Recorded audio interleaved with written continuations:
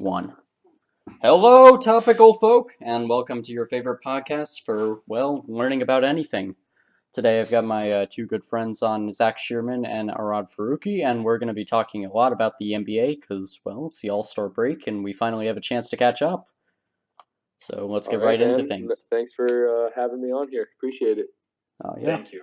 Thank you as well. So the plan for today is we're going to start by going through a team-by-team breakdown. We're just going to go in reverse order of the standings, starting with the worst teams, and then we're going to go into some of our some highlights from the season. So maybe like best games, best shots, best players, some of the worst players, because it's fun to pick on those guys.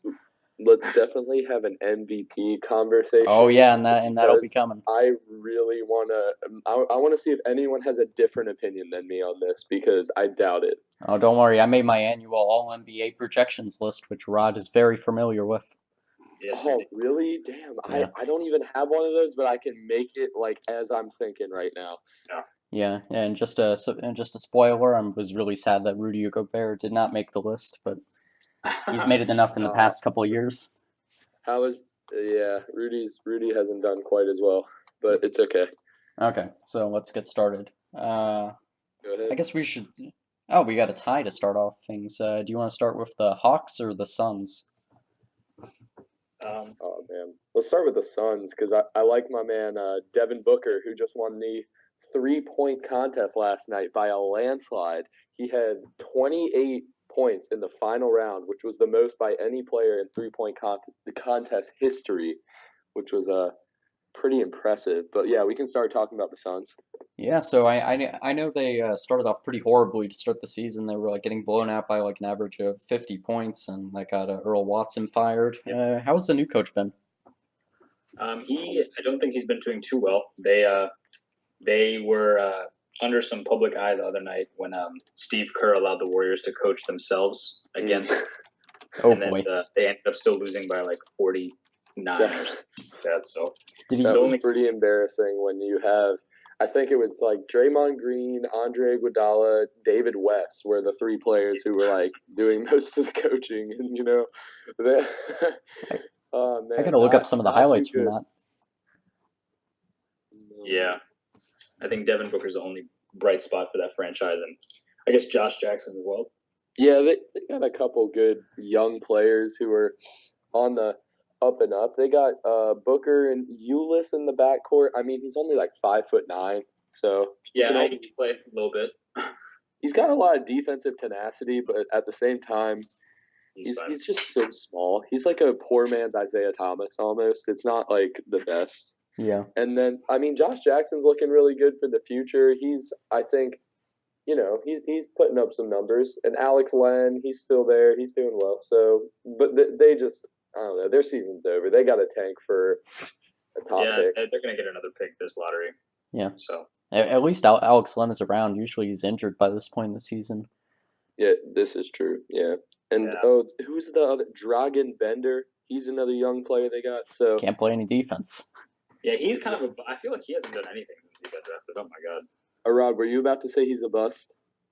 I was going to, but I didn't want to say it yet because only been 1 year. I think he is a bust. He's 7'1" and can't defend. Like he can't. he can't really shoot either. Oh, jeez. No, he can't protect the rim. Every time I watch the Phoenix Suns play, Dragan Bender just puts his head down and heads to the basket and just usually gets it stripped. Yeah, he can't. He's quite incapable. It seems like. Yeah, you know it's bad when you have negative win shares. Yeah, that's pretty bad. Win shares. What is this stat? I'm unfamiliar. Okay, so win share is like how much you contribute to a win. So like if you have a negative win share, then like you're just not winning whatsoever. Yeah, like he has like. I have not looked at win shares before. That's an interesting one. I'm gonna look at that more often. Yeah, he also has a negative 3.4 box plus minus. You've probably heard of that for his career. Plus and minus, yeah, obviously, yeah. Yeah, so negative. That's not good. Well, then, I'm sure almost everyone on the Suns has a negative plus minus. Oh, you want to bet? Oh, really? I'd be positive. Here, I'll just check Alex Len. When they lose every single game, it's kind of tough. Oh yeah. No, he's got a one. A1. Booker. No, Alex Len. Booker's probably got a lot Oh, more, but yeah, okay. All that's right. Well, that's pretty good then. I mean, uh, Plus, going for yeah, +1's all right for Alex Len, but they got a lot of height. I mean, they have Tyson Chandler for veteran leadership. They have Jared Dudley. He's getting up there, and they've got Alfred Payton in the yes. trade oh deadline. yeah, I was yeah, gonna recent mention that. trade for a second round pick. Yeah, Yeah, so now they Yeah, have the hair. yeah, the wild dude. They got Josh Jackson with the big afro, and Alfred Payton with the whatever the hell his hair is. Like Yeah. what even actually is that? they have Marquise Chris too. So I mean, in the future, their 1 through 4 would be like Peyton, Booker, Josh Jackson, Marquise Chris. So And in theory, in a few years, they might not be that bad. yeah, Oh yeah, one at the 5. Yeah, they have a pretty good young core. and But since they'll probably get like a top 3 pick, next year you're looking for like Marvin Bagley, Michael Porter Jr. You're looking for gosh, who's the dude from Serbia who's just so freaking good? oh, it's Luka, like Luka Luka Doncic Doncic. done something. Starts with a D. Doncic. Luka Yeah. Doncic. I was watching his highlights the other day. He is real. Yeah, I've seen him projected to be number 1 on a few draft boards. If a team is gutsy enough to take a guard, which the Suns will not do because No, of they have Booker, too many. Yeah, yeah, they don't need more guards than they already have. However, if someone is gutsy enough to take a guard, Doncic is coming off the board early. He's a 6'8" shooting guard. Whew. yeah, he's gonna be something. Yeah, I mean, Yeah, they So- definitely have the Hawks. most promise of any of the really bad teams right now. I yeah, agree. I mean them. A lot of these bad teams have promise. They have a lot of guys who I like to watch, but they just can't get wins. I don't know. I mean, just like next year, I think the main guys that Phoenix should be gunning for if they're a top 3 lottery pick, you got to just look at Bagley, Porter, and for me, the third one to look at. I don't know if you guys know DeAndre Ayton I've heard from. Yeah, he's out of Arizona. He's a grown ass man. He's a freshman, but he is huge. Like, oh my gosh, he's 7 foot, has a full mustache, and he's just an absolute monster. Like, any of the 3 of them will really strengthen up Phoenix's front court, which is much needed. Oh yeah. But yeah, And just to add a little more advanced metrics to this, the Suns, you'd think 18 and 41 was bad enough, but they have a Pythagorean expectation of 14 and 45, which is just calculated based on their point differential. So they've played even worse than their record. wait, 14 and 45 isn't all 82 games, is it? No, it's just to this point. Oh, wait, what's that? Okay, all right. I see. I thought you were projecting. Okay, I No. get what you mean. Damn, that's pretty tough. Yeah, unfortunately, they've been a dumpster fire since Steve Nash was good. And Amari and Steve So, Nash yeah. run. They ran at the state of Arizona for a nice bit of time, but Yeah. Yeah, and just for the full season projection for Zack Shearman using 538, which I'm very fond of their analysis. They're projected for 24 and 58, which is okay, that's horrendous. what I was looking for.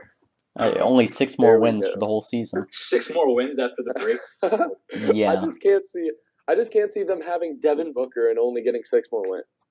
Well, Yeah, they might be a little bit better, but Like honestly, I literally it's funny because I just had a rec basketball game today. By the way, we took the W, we won.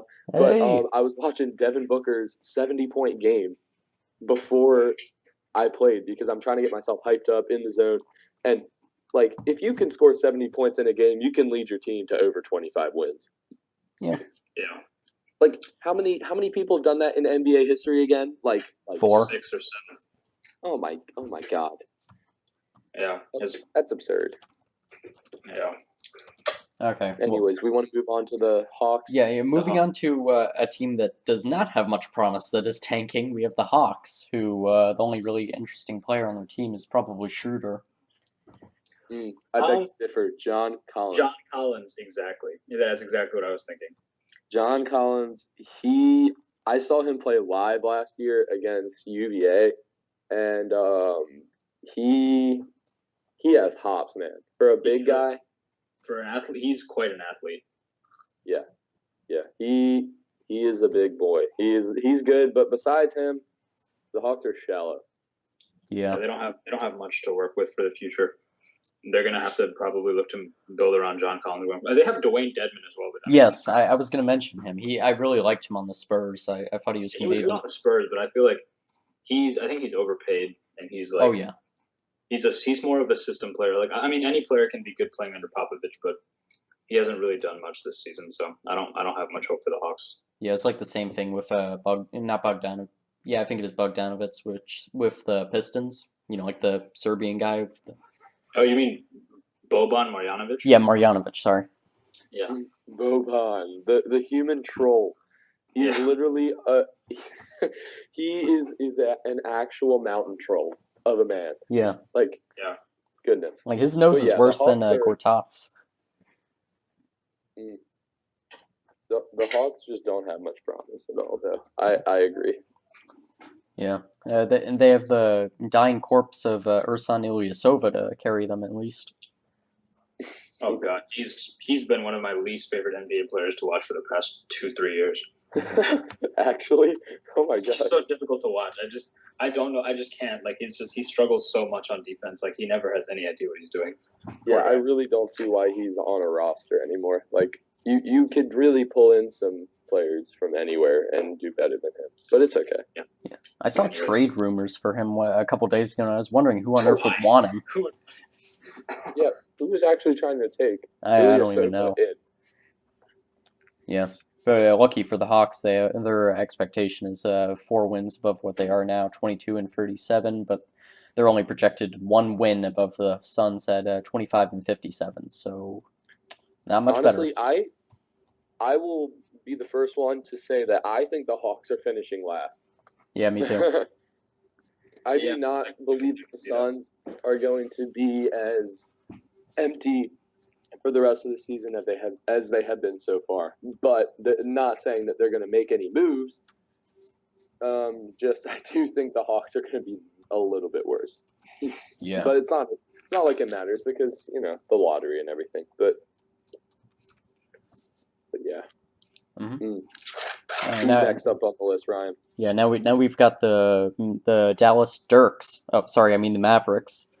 Hey, Arad's gonna be happy with that. Oh yeah. Well, the future of this team, I'm looking forward to Dennis Smith Jr. being something. Harrison Barnes, for the most part, I think has been a disappointment. But they'll be low again. They'll be able to pick someone up hopefully, and then them and whoever that is, and Dennis Smith will probably be able to make like a nice duo for the future. And then I think Dirk should hang it up after this year. There's no reason for him to stick around for another year. Yeah. Yeah, he might just get hurt if he sticks around any longer, and like no one wants to see him go out like on that the bottom. On a stretcher. Yeah. Yeah, exactly. Like we saw Kobe do it, and then he struggled so much to get back, and so a legend like Dirk should go out on top. And he's still, I mean, he can play. He's not buckets, man. Yes. He's averaging like 12 and 6, and I mean Al Horford's an All-Star, averaging 13 and 7. So yeah, and he's second place in win shares. Man, Al's also. Horford's an underrated player, but still. Nah, Horford is probably the worst All-Star. What? No. This year, I think he is. No, hang on a second. Let me pull up the All-Star list. I believe he probably is. Here, let me pull up the All-Star list because Horford's been very good this season. I wrote a whole research paper in College Comp on why Horford is an underrated player. He was the last pick of the All-Star draft. Him and Chris Aldridge were the last. He's just not respected. Poor Al. Okay. Poor Al. But hey, I mean, again for Dallas and also for Atlanta. Who do you guys think Atlanta should be looking at for a draft pick, though? Well, like a guard or a big? I think it should be a guard because, I mean, John Collins is he's a 4, right? 4 or 5? He's a 4. He's 6'10". Yeah. He's been better than Kevin Love. Sorry. Horford's been better than Kevin Love this season. Oh well, okay. It depends on how you look at Kevin Love before or after the Isaiah Thomas trade. I mean, before or after Isaiah Thomas' return, rather. Or before and after the broken hand, right? Yeah, I mean, he was averaging, I think, 20 and 10 prior. Yeah, that's a lot better than Horford. I mean, Kevin Love is he. If you just watch Kevin Love play, that man, he can get some buckets. He was hated on so much in that Cavs locker room for no reason. Yeah. He actually, he's such a fall guy. It's unfortunate. Okay, It's sorry true. for interrupting you. You were saying? Oh, me? Yeah, about the Hawks picks. Oh, John Collins being a 4. Yeah, I think that Atlanta should probably pick up a guard to play with John Collins. Because I feel like if you were to drafting like someone like DeAndre Ayton or something like that, I don't know. I feel like in the NBA today, having a stacked front court when neither can shoot would be a little problematic. Yeah, what would you think about Trae Young on Atlanta? That'd be interesting. That could work. Man, he's going to be so interesting. Yeah, I feel like like the sports analysts and stuff I've watched have said that he doesn't play defense, but I mean that's not true. I haven't watched him, so I wouldn't know. But yeah, I mean if he can continue lighting it up, then I think he's definitely someone to look at. He's going to be an interesting prospect for teams this coming draft. Yeah, I mean, like the last 5-6 games, he's fallen off hard. Like, because at Oklahoma, see, the thing is, in college, everyone knows it's the Trae Young show. I mean, he's just keyed in on by every single team that he comes up against. So he's being like triple teamed about every single time he touches the ball, and that's going to be much different in the NBA, where he will probably be able to work in a system where he can get open shots rather than chucking up 40 footers is what Trae Young likes to shoot right now. Like, and Mike Wood's a pretty good coach. So, I mean, I think with Trae Young, he can make something work with Trae Young and John Collins. It'd be a nice little young core to build around. Then with Dallas, they definitely need a big. Yeah. Dallas needs someone for Smith. Yeah, they're set to go with Dwight Powell. He's been great this year. Who? Dwight Powell, their point guard. Oh yeah, Dwight Powell. Yeah. Powell has been pretty good. Wait, point guard. Powell's a center. Yeah, he's a center. Oh, seriously? Powell's 6'11" center. Yeah. I must be thinking of someone else. Yeah, maybe you think of Norman. I mean, Smith is their point guard. Yeah, I think I'm thinking of the Raptors guy. Norman. Oh, he's a guard. Norman. The boy Norman Powell is very good. Yeah. Okay, wait. Who do we have? So I'm thinking, as far as a mock draft, I'm thinking like Phoenix takes like Bagley, and then Atlanta's gonna take like Doncic or someone to help out Collins, help out Schroeder. Because if they were to take Trae Young, he'd be put at a shooting guard position. Yeah, because is he 6'3"? Nah, he's 6'1". Oh, really? I think Schroeder is also like 6'2", 6'1". It'd be they're both pure point guards, is the problem. Yeah. So I think they'd go for Doncic, because Doncic has the size and the shot. Oh, yeah, he is 6'8", so yeah. And then I think Dallas will definitely go front court with like Ayton. Yeah. But I don't know. We can develop that discussion more as the season goes on and we see who really are going to be the top 3, 5, yeah. So who's fourth? And if you're going to talk about lottery teams, you got to talk about the team that seems to be the kings of getting really high picks, the Sacramento Kings. Yep. You know it's bad when Costa Koumfas has been your best player. Yep. The Kings sort of surprised me in the offseason, actually, this past offseason, when they I felt like they were trying to do like a culture change sort of thing, because they got Vince Carter, Zach Randolph. Yeah. They got all the rookies, too. Yeah, and they got like De'Aaron Fox, Justin Jackson, Frank Mason, and then they still have Willie Cauley-Stein from a few years ago. They have Buddy Hield traded. He was traded in the DeMarcus Cousins trade last year. So they have a lot of young players. They have a future. They have vets and they have young players.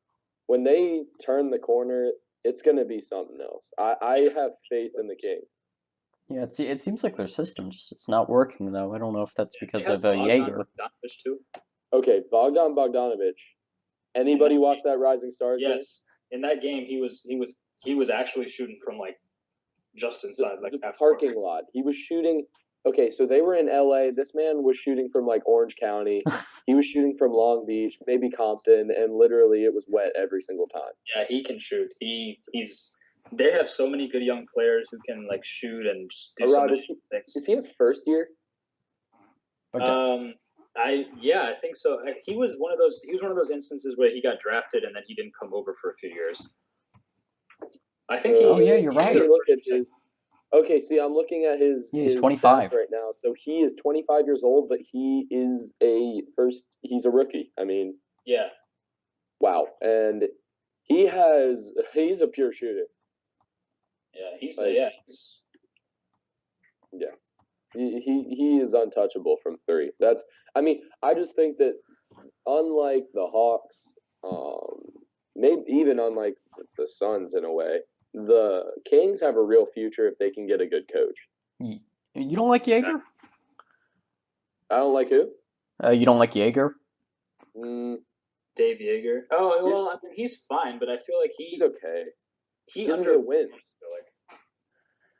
Like sometimes you just gotta look at, okay, are they winning with the players they have? And they're just like, they have personnel.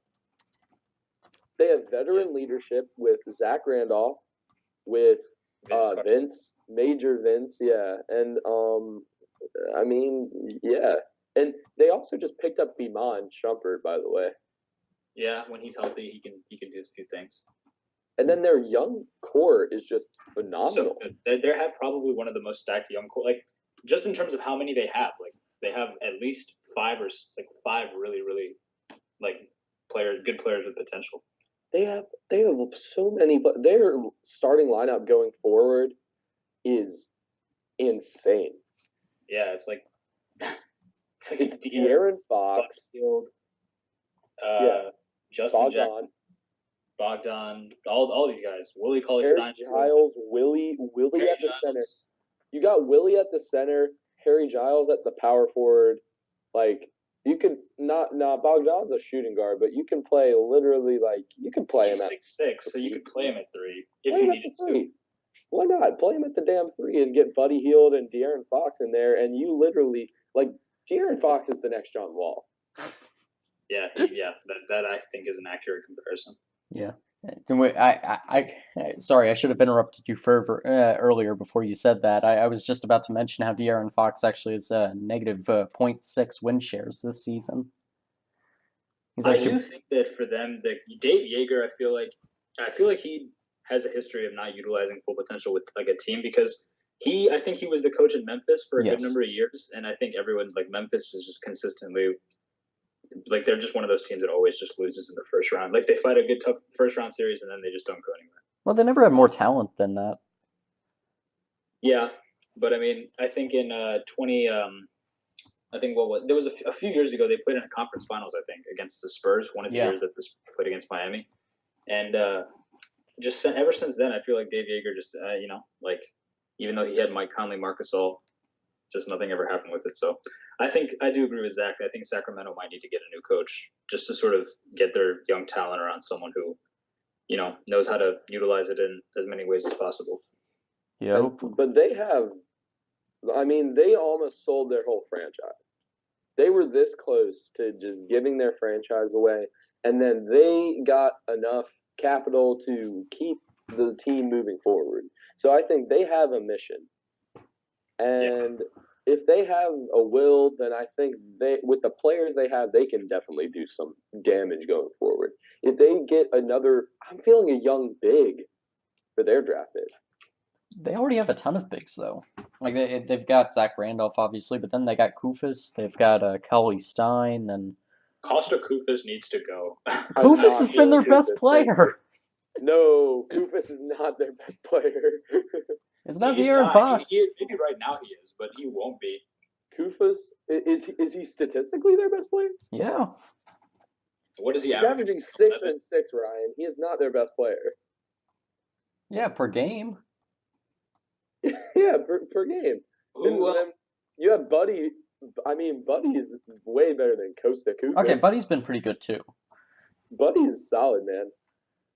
Costa Kufis is just I don't know. He just seems lost sometimes. Costa Kufis, I don't feel like ever has much of an idea of what's going. You guys gotta stop hating on Costa Kufis. he's Okay, but check that he's 28. He's 28 years old, but he was drafted 10 years ago. So yeah, he looks like he's 50 though. His career high in point average is 8 points per game, That's washed up. and he is for his career he averages 5 and 5. Trash. I mean, would you take Cauley Stein? Buddy is in his second year and is shooting. He's shooting 42.5% from three. Like That's if he and he was really shooting the ball also in the Rising Stars Challenge. I mean, you had like Bogdanovich and Buddy were the two leading scorers for the world team. Where's Buddy from? Like Buddy is from the Bahamas. Oh, okay. Yes, He is a Bohemian. One of my favorite players to watch in college, by the way. On a side note about Buddy Hield, I really wish that New Orleans could have, I know that it would have been difficult to acquire DeMarcus Cousins without giving him up, but to see him develop alongside AD and Boogie, in a few years, if Boogie had stayed, I feel like that would have been so nice to give them a legitimate shooter on the wing, because New Orleans' problem always seems like it's... Yeah. I don't think something- anyone's happy with each one more right now. Exactly. Yeah, Honestly, New Orleans might have to make a move to pick up a shooter. Honestly. There are shooters that on bad teams that would want to leave. And too, Rondo can get some people open. I mean, he's not who he used to be, but he can still make plays for people. It's true. He had a big triple-double the other night. Yeah, 25 assists or something like that. God, it was vintage. Yeah. Anyways, who's after the Kings? we've got the Magical Magic. Oh God, I don't even know who's on this team. A garbage franchise. they're so bad. They lose everyone. They lose a star every time. They never pick the right players. They don't do anything right. Yeah. They have the best lottery luck. Just statistically, they have the best lottery luck ever. They got Shaq, they got Dwight Howard, and they got Penny, and who was the other number one pick that they got? Damn it, man! They literally win the lottery every year and just do nothing with it consistently. They always have high picks. They don't draft anyone good. They consistently disappoint. Just looking, sorry, Aradh, to interrupt, but just looking at their roster right now, it's abysmal. Yeah. It's bad when Biyombo's one of your best. Poor Biyombo. Who made the choice to pick Mario Hezonja? That's what I want to know. Hezonja. Why? He's so not. Mario Hezonja. Dude, I'm a 3 points as a rookie. Wait, wasn't he that idiot that tried to hide behind the Heat's coach on one of the plays and then stole the ball? I did not see that. I think that was some player on the Lakers. Yeah, that's right. Hezonja's averaging 9 points, so Ryan's boy Costa Kufis, who can't even eclipse 7 points a game. He's not. I hate shabby. So I was hating on him. Hezonja 6 as a rookie, not 3. Okay, see, that's not awful. That's a little better. But okay, they got Jonathan Simmons though from the Spurs. Yeah, he's okay. He's pretty good. He's good. He has 14 a game this year. He literally Pop just creates monsters. Oh yeah. Actually, this year, they still have good players. Bertans has been coming on along pretty well. They're whoever they're running at the point's been pretty good. DeJounte Murray. Yeah. He's good. So yeah, I think Orlando, we don't even really have to talk about them. I think they're just a universal disappointment. They are. They're an awful franchise. Yeah. I'll just be the first person to say, Rob Hennigan, you suck! He does indeed. Yeah, their GM. Yeah. They might need to sell their franchise after long. I don't think it's happening over there in Orlando. They should relocate. They should relocate. They should relocate into Disney World. I think that would help. They should go to Seattle. And just, They should go to Baltimore. Baltimore. Yes. Bring back the Bullets? Away from home. let's get the Baltimore Bullets running again before the Wizards took our damn franchise back in the good old days, man. Oh, yeah. Well, Sensing a little tension. enough of Orlando. Who's next? The Nets? No, we got the Grizzlies. Oh, God. They're another one. I hate talking about them. Jesus. Yeah. The Grizzlies are sad. I need to get rid of Marc Gasol. They lose. They have these two players who are pretty good. Mike Conley's never healthy. Why is Mike Conley the highest paid player in the NBA, though? He's like right on the max contract value. He got so lucky because of the salary cap spike, but he's just not worth that much money. Mike Conley is just living so large for someone who averages. I mean, yeah, he averages 17 a game, but is getting paid like he's Steph Curry. Yeah, He's I think. Oh, sorry. What were you saying, Aradh? Nothing. I'm just. I mean, like Marc Gasol is just. He's good. He does some things, but I mean, like he never. I think he's a little bit like people like to say that he's an underrated player, but at the same time, I feel like by saying like all the people who say he's underrated makes him sort of overrated because like at the end of the day, he ends up averaging 17, something like that. So is Marc Gasol past his time? I think he is. He's like 34, isn't he? 34, 33, something. Yeah, he's the younger. Yeah, 33. Yeah, he's 33. See, that's not that old. Yeah, he's not old. He's just, I mean, I think his best years are behind him, like when he was making like all NBA first teams and I mean, he's a perennial all-star. Yeah. Tyreke Evans has been really good for them though. He is actually a really bright spot. I thought the Celtics were going to make a power move to try and get him. That would have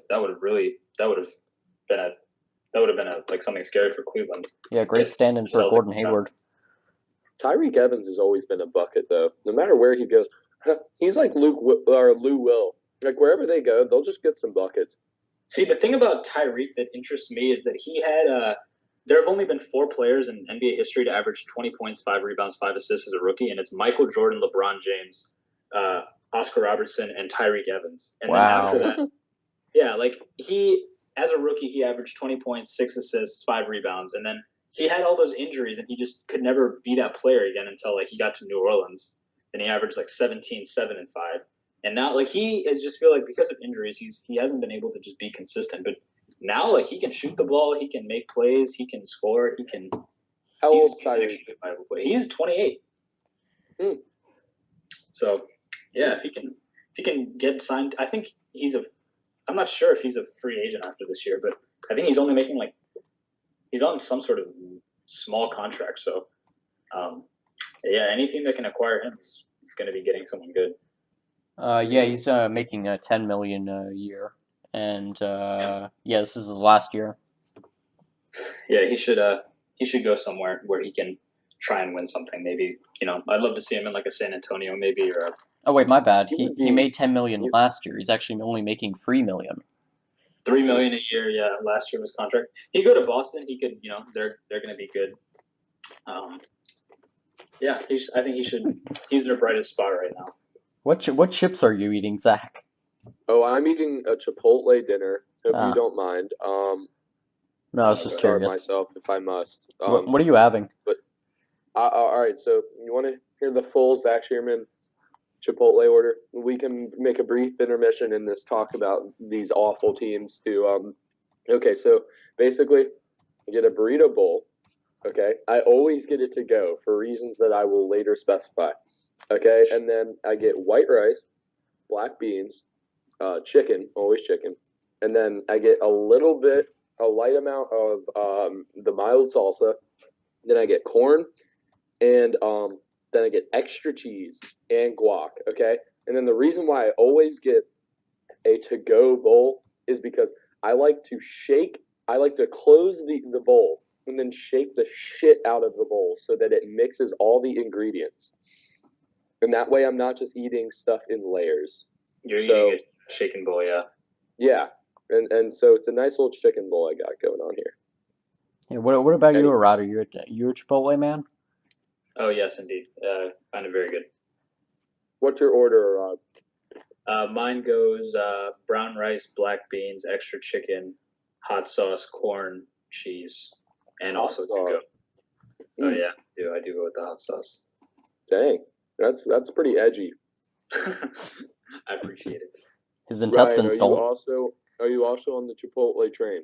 Unfortunately not. The FDA decided to not protect against nuts and cumin for some reason, so Mexican is off the menu. Hmm. Oh yeah, that's What? right. Allergies. Yep. Damn, that's a shame. I'm sorry, Ryan. You don't get to. Well, you could have some chips and guac though. Yeah. That's always a good alternative. Yeah, so But- moving on from the sadness of never being able to eat Mexican food again, we have the Brooklyn Nets, who are not at all less disappointing. Spencer yes, Dinwiddie. they are. They're much less disappointing. Spencer Dinwiddie, man, he's the future. Joe Harris, UVA's finest. Damari Carroll.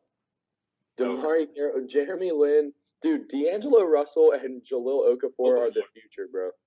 Yes. Jeremy Lin's Okafor been terrible. unfortunately had one of the weirdest things happen to him like ever because of the logjam in Philadelphia with Embiid and with Nerlens Noel and all that. But now that he's freed up now, if him and D'Angelo can get it going, I think in a few years the Nets are going to be pretty good. And I think in 2 years they finally get their first round pick back. So Yeah.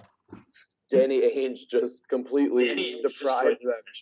He just actually he's solely responsible for that.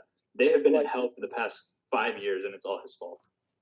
Like Danny Ainge essentially just like took the franchise of the Brooklyn Nets and just like if the Brooklyn Nets were a Jenga setup, which essentially they are, because they're ready to fall apart at any second. You just pull out the corner. That's what Danny Ainge did, and everything collapsed for years, years and years.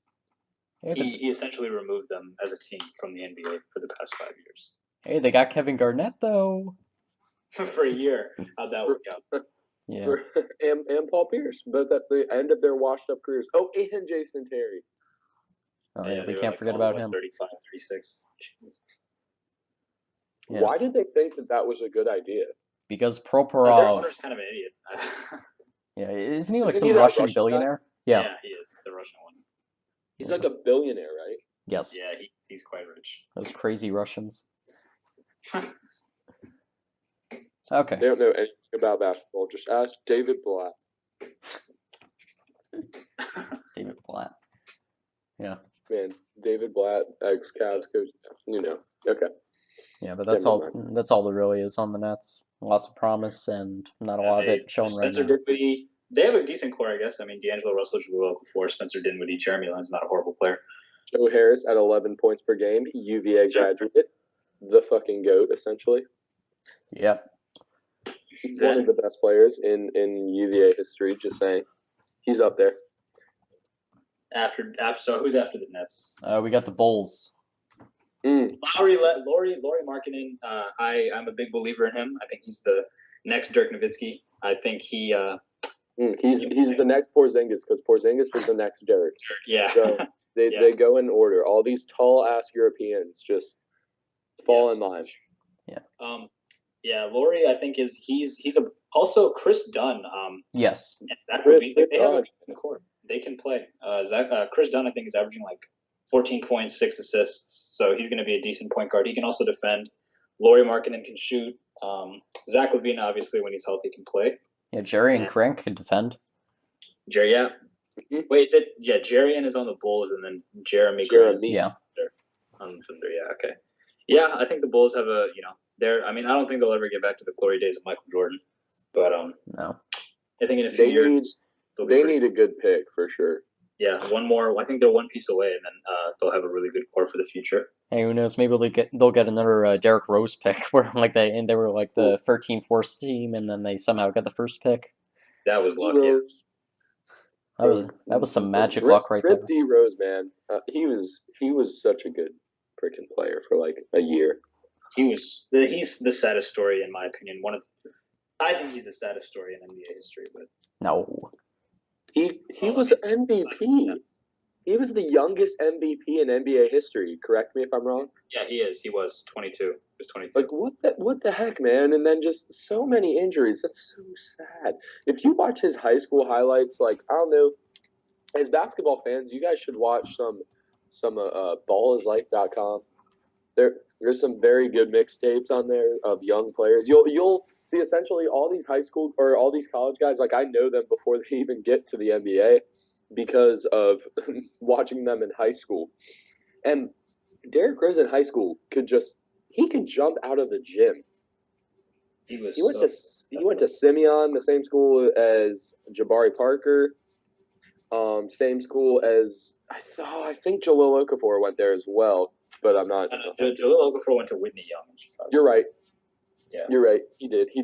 But still, I mean, D-Rose. The area, I get what you mean. Rest in peace, D-Rose. Yeah. Rest in peace, that group. Wasn't OJ Mayo one of the best high school players ever? Ever. OJ Mayo was very good. He just had a bunch of drug issues. He was very good when he was. He's banned OJ Mayo. NBA. He's banned for like a year. Oh, What? wow. He's banned. I didn't know that. He had like a third drug violation, so he's not allowed to play. So he's playing overseas right now, and then I think this year, I think next month or something, he's allowed to play again. Oh, okay. Who's picking up OJ Mayo, y'all? The Suns? The Suns. So he The said. Suns need him. They need some of that Mayo. OJ's good. Anyone named OJ is just bound for a disappointing fate. OJ is short for Ovington J. Anthony. You're right. It is. OJ Mayo. Or it is short for what is it? Osmotat. What was OJ Simpson's name? God damn it. This is like he had a funny ass name. Hey, OJ's free by the way. Oh, no. Orenthal James. Yeah, OJ Mayo could play back in the day. You know who could really play back in the day? Who? Yeah, that's true. OJ Simpson was running for 2,000 yards a year. Let me not stray too far off the conversation, but the name of his book, If I Did It, Confessions of the Killer. Like why would He has no chill. why he has no chill, none. Like why if you're being suspected for a murder do you just go let me just write a book if I did it, Just in case, yeah. Mind games. just in case he did do it, because everyone knows he didn't. No, he's Anyways, OJ, have y'all ever heard the story of OJ Mayo and Michael Jordan in high school? I have not. Ryan, have you? No, I have not. Let me tell you a quick little anecdote. So essentially, Michael Jordan hosts an annual basketball camp sponsored by Jordan Brand for up and coming high school phenoms, and OJ Mayo is at this camp essentially, and he basically comes up to our man Michael Jordan and tells Jordan that he is better than him. He's literally like At basketball? He's like, I am better than you, Michael Jordan. I will destroy you. This was at the 2006 Michael Jordan camp. And oh my God, oh my God. OJ comes up. He was a sophomore, a 17-year-old sophomore, by the way, and I'm a 17-year-old senior, so that's a little sus to begin with. But he was held back about 6 times. And so OJ comes up to Jordan and is like, I'm better than you. He's like, I'm talking trash. And then Jordan just he plays OJ in one-on-one in front of the entire camp, okay, to prove a point. And he dominates OJ, like completely destroys OJ, even though he's 40-something years old. Actually, if it was in 2006, he turned, happy birthday, Michael Jordan, by the way. That was 55 yesterday. Anyways, so that means he was 43 at the time, and he destroys OJ in one-on-one, and and this is what it says. This little article here gives some quotes. Jordan was backing him down and said, "Better scream for mama," to OJ, and then stepped back and hit a jumper in his face. Good old Michael Jordan. Good old Jordan, and he taught him a lesson. is what MJ said. Anyway, so that's OJ Mayo. Let's get back to the team recap. That was That's our Bulls. little. That was the Bulls. OJ Mayo was somehow the Bulls. Yeah. Well, it finished with Michael Jordan, so it was fitting. Oh, true. It came full circle. Oh, great. Yeah, so who's after the Bulls? Now we can go to another of the giant media markets, the New York Knickerbockers. Oh God, Kristaps. That's all that needs to be said about their franchise. Yeah. Kristaps Porzingis and Frank Ntilikina, however his name is pronounced. Natilka or something like that. I don't know. What about Oh, Kantar? it's- He's been awesome. Who? He played defense, yeah. Wait, who? Frank. Ennis Kanter. Oh, Enes Kanter? Yeah, he's on that team as well. Ennis. He's enigmatic. He is a very controversial man. Is he? Yes, Ryan. He's a terrorist in Turkey. Oh, Yeah, wait, really? His family disowned him because he spoke out against The Turkish government. Oh, he And should. The Turkish corrupt government is Turkish incredibly corrupt. He should. Yeah. Yeah, the Yeah. Turkish government would have killed his entire family back home had they not disowned him. Yeah, So they were just like, America, you can have Ennis Cantor. We can do without him. Get out of that country. Jeez. yeah. And anyways, though, they got some talent. Knicks with Kristaps, dude. He's the future. Poor guy got injured, and I would hate to see Kristaps struggle with injuries. Hate it. He'll probably he be does not fine. deserve that. I think he's going to be like, I know this was a debate in 2015 about Kristaps and Karl Anthony Towns. I think Kristaps overall, I think would be a little bit more. I think he'd be a more well-rounded player just because I know he was a better defender and he. Well, not this year. Not this year. Cat's but I been think, amazing on defense this year. Sorry, say it again. Cat's been amazing on defense this year. I think the year prior and the year before. So I like the Kristaps. I think would have been. Yeah, just like Zach said, I would hate to see him struggle with injury because I think he'd be one of the. I think in the future he'd be a top 5 player in the league. Yeah. Luckily, he doesn't have the worst injury prospects for a center this year. But we'll Is get he projected to come back? Oh yeah. He'll be fine. It's just an ACL. Could be an Achilles. Just an ACL. Excuse me. Hey, when it's compared to Cousins, it can get a lot worse. Oh, Cousins in the Achilles heel, that was very sad. Yeah, he's screwed. That made me so upset. I was watching that live while it happened, and I was really upset. Like I had just watched, I just watched him and AD play a good game. He had just been announced as an All-Star starter and everything, so I was pretty hyped. And then it just Cousins just eats it. It's sad. Yeah. But anyways, who's up next? Next we've got the what's a good adjective for them? The damn Lakers. Oh, okay. LeVar Ball show. Yeah. LeVar Ball show, I agree. They have young talent. Brandon Ingram can play. Kyle Kuzma can play. Lonzo Ball can pass and rebound. He can do everything but shoot the three. He can't. That form is a little suspect. But I mean, overall, like I know Magic Johnson's running them now. It just depends if they can actually they keep talking about whether or not they can get these big free agents this summer. So if they can, then I mean that'll definitely make them a different dynamic. It'd make them, rather than being a young team that's coming, it'd make them a team that's there right now. Yeah. But I mean they're the Lakers. LeVar Ball's an issue, making his comments about Luke Walton and how LiAngelo and LaMelo are going to play there. Yeah. I think that's so funny. I think it's literally hilarious how. Do you think LeVar Ball will speak it into existence yet again, like he always has? Like he did with, I don't know. I feel like, honestly, I feel like LaMelo, he'll be able to do. I don't really think LiAngelo, though. I don't think LiAngelo can really play like that. LiAngelo can be a shooter. Yeah, I think LaMelo can actually right now he's a stupid player. Like he just takes a bunch of bad shots. But I think LaMelo, I think he could be talented if he actually dedicated himself to playing properly. Where are they at? Lithuania? Yeah, Lithuania. Vitatas? Vitatas, yeah, something like that. Hey guys, let's all get some Ball brother jerseys. The three of us. One of us can get Lonzo's Laker jersey, and then the other two get some Vitatas.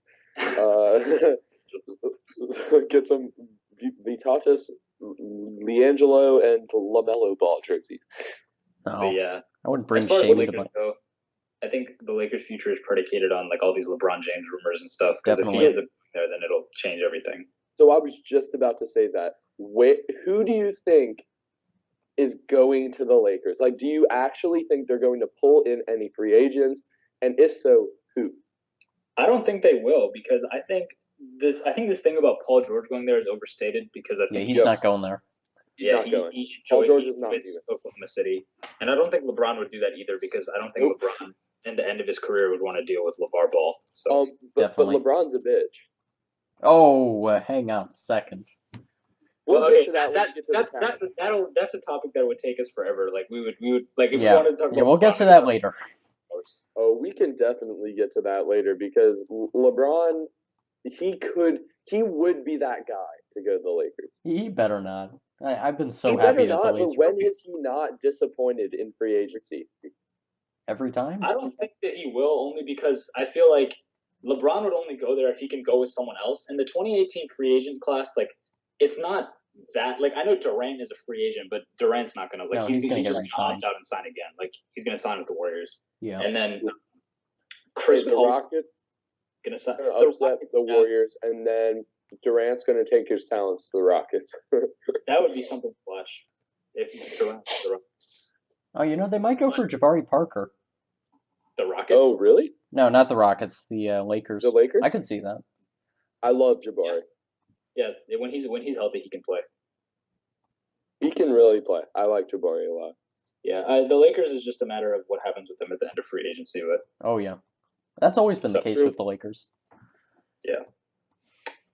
So who's next? Yeah, that's the Lakers. Let's see who we got. Ooh, the Hornets. That's pretty uneventful. Owned by Michael Kemba. Jordan. Never get anyone.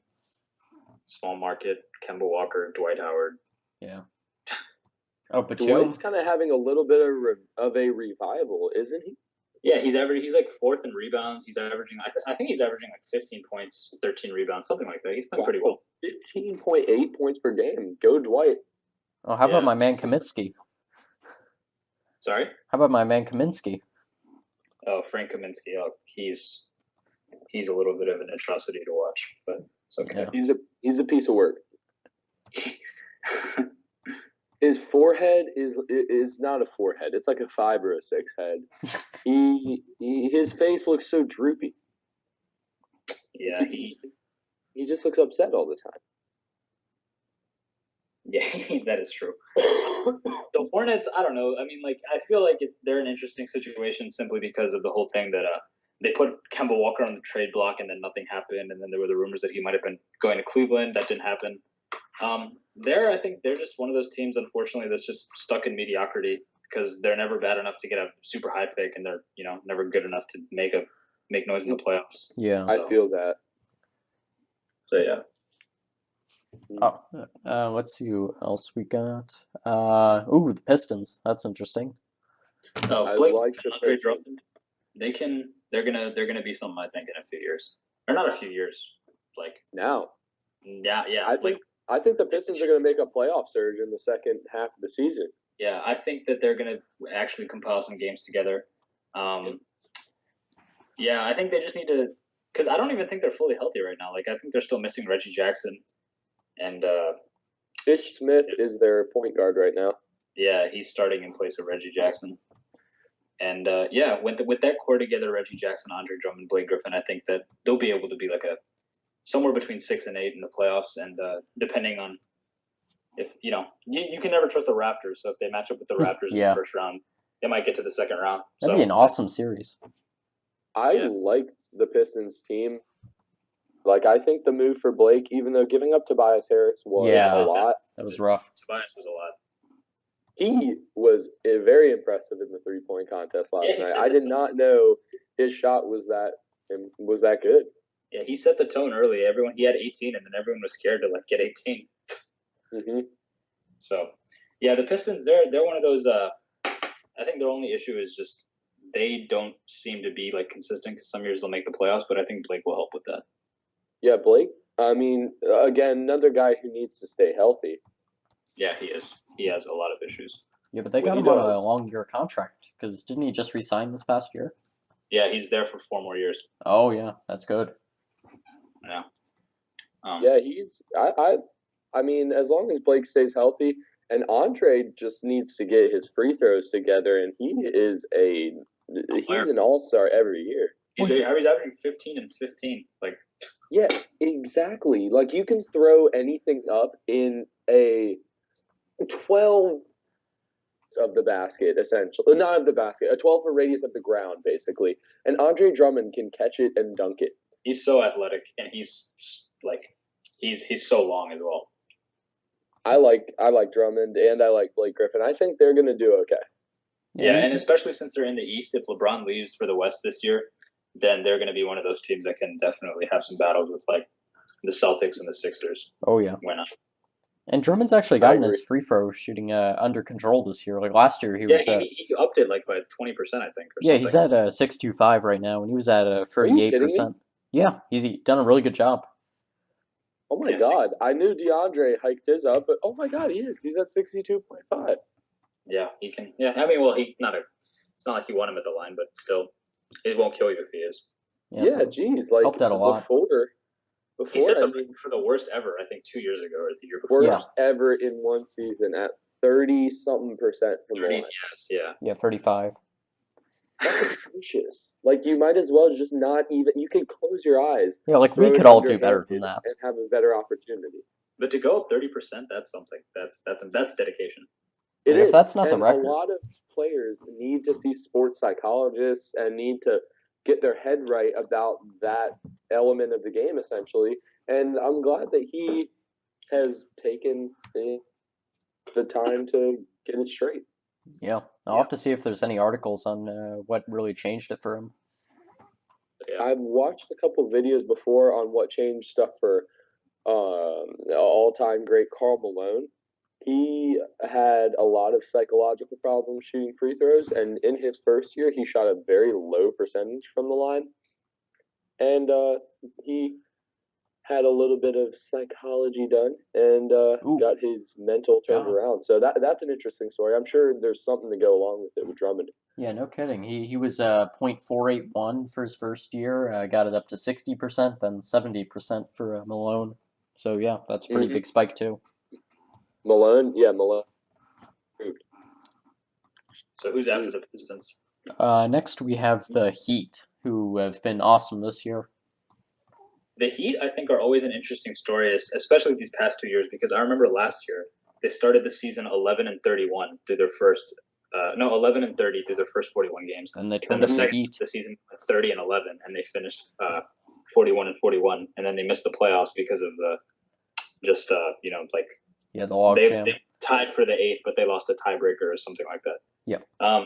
They have a good core. Hassan Whiteside is a good player. Goran Dragic is an all-star. I don't think he's a real all-star, but he can. He might be the worst all-star. Yeah. You got to replace the injured players with somebody. Yeah. And they have some players who are just like they're good role players, like Josh Richardson, and they just got Dwayne Wade back. So, they're going to be a good playoff team. I feel like maybe give a tough 6 or 7 to one of the top seeds. You guys think, because I know my answer, who do you guys think is the most important piece of that Heat franchise? Josh Richardson? Aradh, who are you thinking? I feel like, as of right now, I feel like it might be Bam Adebayo. Okay. Well, here's my answer. Erik Spoelstra. I thought you meant a player. Spoelstra is an amazing coach. Absolutely. Like, he got the best out of LeBron that Tyler Lue cannot do. No. And he elevated LeBron to his peak performance. He also, like Aradh said, brought a gutter team to the playoffs last year. Or close. Yeah, they didn't make it in the end. But I mean, Spoelstra's just he is a very underrated coach. I think he's probably the 3rd or 4th best coach in the NBA. And he doesn't get the credit because he doesn't have personnel. Yeah, it's unfortunate. It's just like Terry Stotts up in Portland. Sorry. It's just like Terry Stotts in Portland. Yeah, very similar to him. I remember the other year when Portland lost 4 of their starters and then they still made the playoffs. Yeah. Yeah, Spoelstra's a very good coach. He's very important to that franchise. He's he's a smart man. Yeah. Speaking of I good like coaches, Spoelstra. we got the Quinn Snyder up in Utah. He's their I next. like the Jazz. You know who the Jazz has got. Go Bear! Go Bear, but more importantly, Wait, no, Mitchell. not more importantly. More importantly, Donnie Mitchell is amazing. He can play. That kid can. Oh my God, he can play. Like they've won 11 in a row. And he's led them in scoring, first rookie ever to do that. Yep. That is quite impressive. I honestly, at the beginning of the year, like the first 2 or 3 months, I was certain that Ben Simmons in Rookie of the Year was a runaway race, but now Donovan Mitchell is really he's really putting his name in the hat. I think he's more than put his name in the hat. I think he has made he's taken his case for the Ford run. Yeah, I think is because I know statistically he doesn't match up with Simmons in terms of rebounds and assists, but just it's similar to just stats do not always tell the whole story. He is playing out of his mind, and he's been I think in this latest stretch he's been averaging 22, 23, and I don't even think he was a one and done, right? Yeah. No. Oh wait, he wasn't. No. He was the second year, I believe. He's 21 years old. He's 21, but still, that's still it's still amazingly impressive. Oh yeah, you're right. Yeah, I mean he's amazing. Like honestly, Donovan Mitchell is so good. Like Ben Simmons isn't really a rookie. No. Yeah, because he's old. He's 22, right? And Ben was a one and done, so Ben's probably 20, but he's 20 or 21. But at the same time, he has been in the league for 2 years. Like he had a whole year to get accustomed to life in the travel league, schedule and all that stuff. Yeah, I know what you mean. And Donovan Mitchell is fully hitting his stride. About halfway through his rookie year, he's starting to average as many points per game as some of the best players in the league. Yeah. Yeah. I think Denver made a mistake trading him to the Jazz. Major mistake. Yeah, definitely. Yeah, Denver would have been, and he was the 13th pick too. Shame on teams for passing on him like that. Honestly, dude. Same thing with Devin Booker. That happened in 2015. He was picked 13th. He was a late pick, yeah. Yeah. Yeah, they also have Fabo Cephalosha. He's been really good, and so has Ekpe Udoh. Oh yeah, he's back. He was drafted so many years ago. It's been so Ryan, long. your man Gobert is not doing too bad. He is by win shares, and that's all I need. Why is win shares your deciding factor? Okay, fine. You want Vorp? He's killing it with Vorp. Box plus minus, he's leading the team. You know who is really impressive? Oh. Joe Ingles. Yes. Joe Ingles, man. He is Jingle and Joe. He's always a bucket. Oh my God. Joe Ingles, whenever he catches the ball and sets up into his ugly jump shot, you just know left-handed, disgusting. Oh my God. So why was Joe Ingles not in the 3-point contest? I feel like he would only be done with half the rack by the time the clock was out. He's not a speedster. He's not a fast shooter. He takes a good second or so to really get that shot off. He needs Ricky and Donovan to set him up with wide open shots first, and then he can knock him down. Mm-hmm. I saw this video the other day of a member of the Australian Parliament testifying. Yes, I saw that too. You did? This video was so funny. He was talking in front of the entire Australian government, essentially, about why it is prejudicing against Australian players.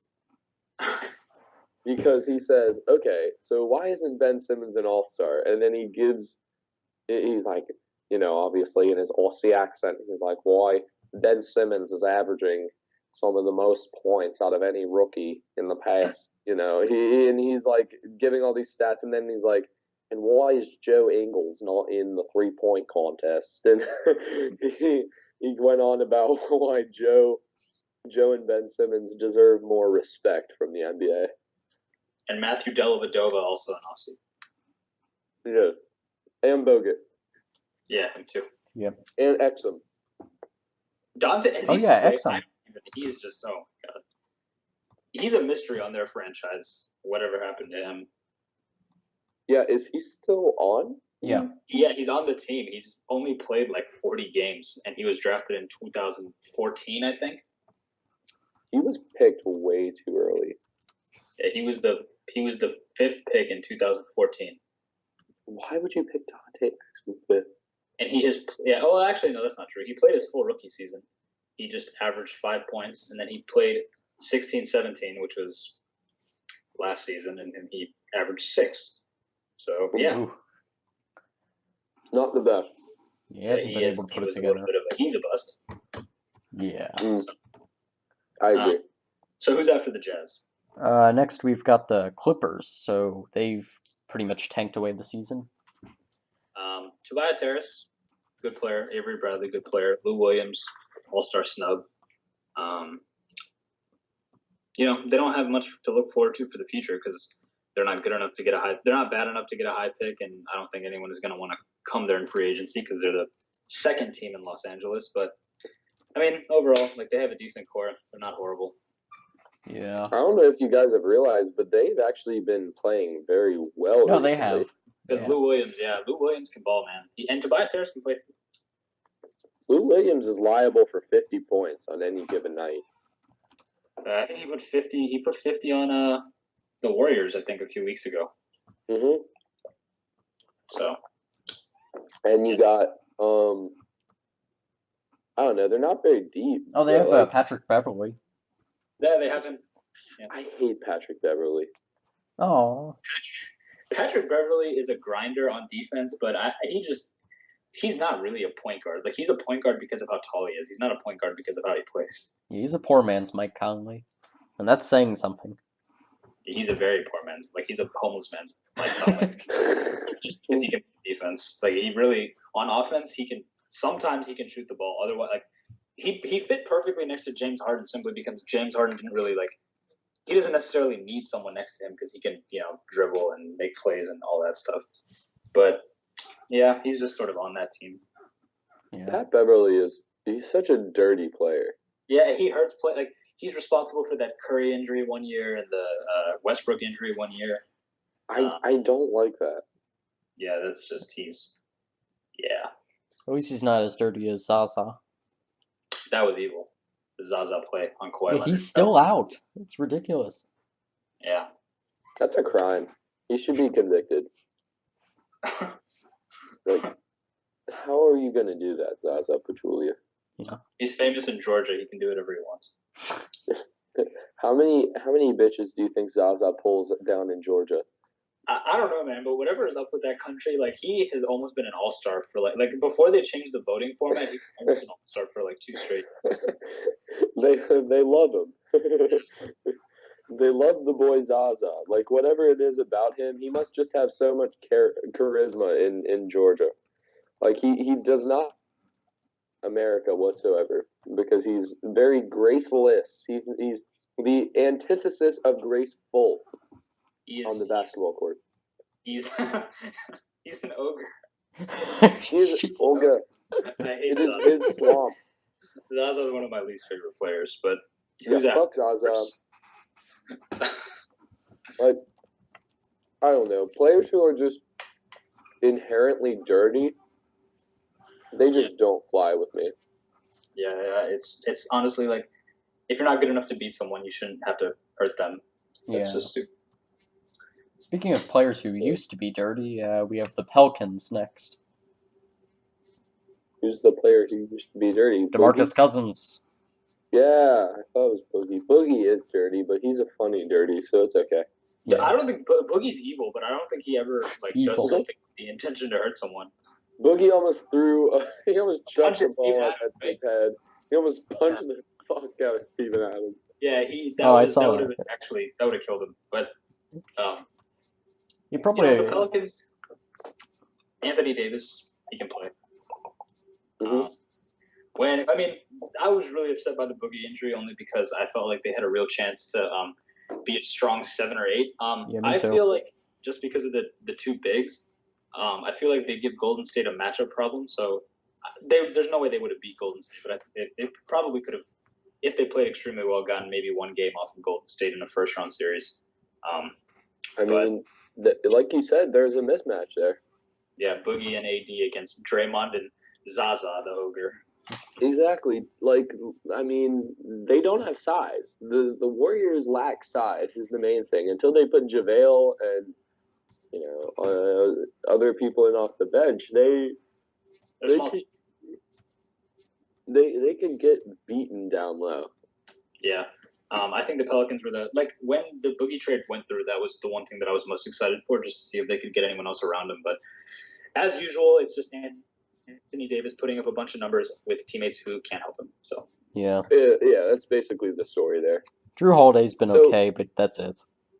Yeah, I've always wanted something more from Drew Holiday, but it never happens. He's consistently pretty good, but he just never, I feel like he just needs to take a step, and he just hasn't done that yet. He's been in the league for, I think, 7 years now? Yeah. Yeah.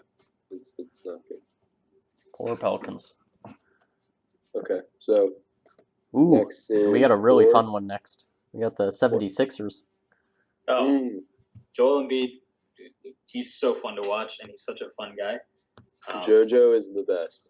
He's so funny. Yeah, who saw that coming?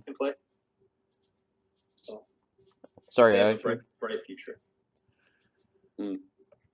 I agree. Like, Ben Simmons, you can say what you want about him and everything, being a 6'10" point guard, but he puts up the numbers. Yeah, he's a mismatch. He is really something. And him, gosh, they have a deep squad. Yeah. They do. And they have randoms who just do cool things, like TJ McConnell getting triple doubles, hitting game winners. TJ McConnell's the GOAT. And whenever he posts a picture of TJ McConnell, he calls him the GOAT. And he puts him I remember he cropped him next to Michael Jordan when they both did the fist pump thing and they hit a game winner. He did. That was very funny. And, I mean, Robert Covington can play. He's a good 3-and-D player. Yeah, Dario Saric has been great. Saric, dude, they have a lot of talent. Yeah, JJ Redick. Embiid's at 16.5, 8 rebounds, and 7 assists a game. Yeah. And they even have some great talent in the wings. They've got Luawe Cabral. He's been really coming up. They've got Nick Stauskas. Bellinelli's still on the team. Wait, wasn't Nick Stauskas traded to the Nets? Oh, crap, was he? He was. I might have missed that one. Anymore. Oh, yeah, my bad. Yeah, you're good. What about Fultz? Oh, yeah. Oh, God. He's a mystery. Yeah, you know what? At this point, they can have players miss the first year. It seems to be working out for them.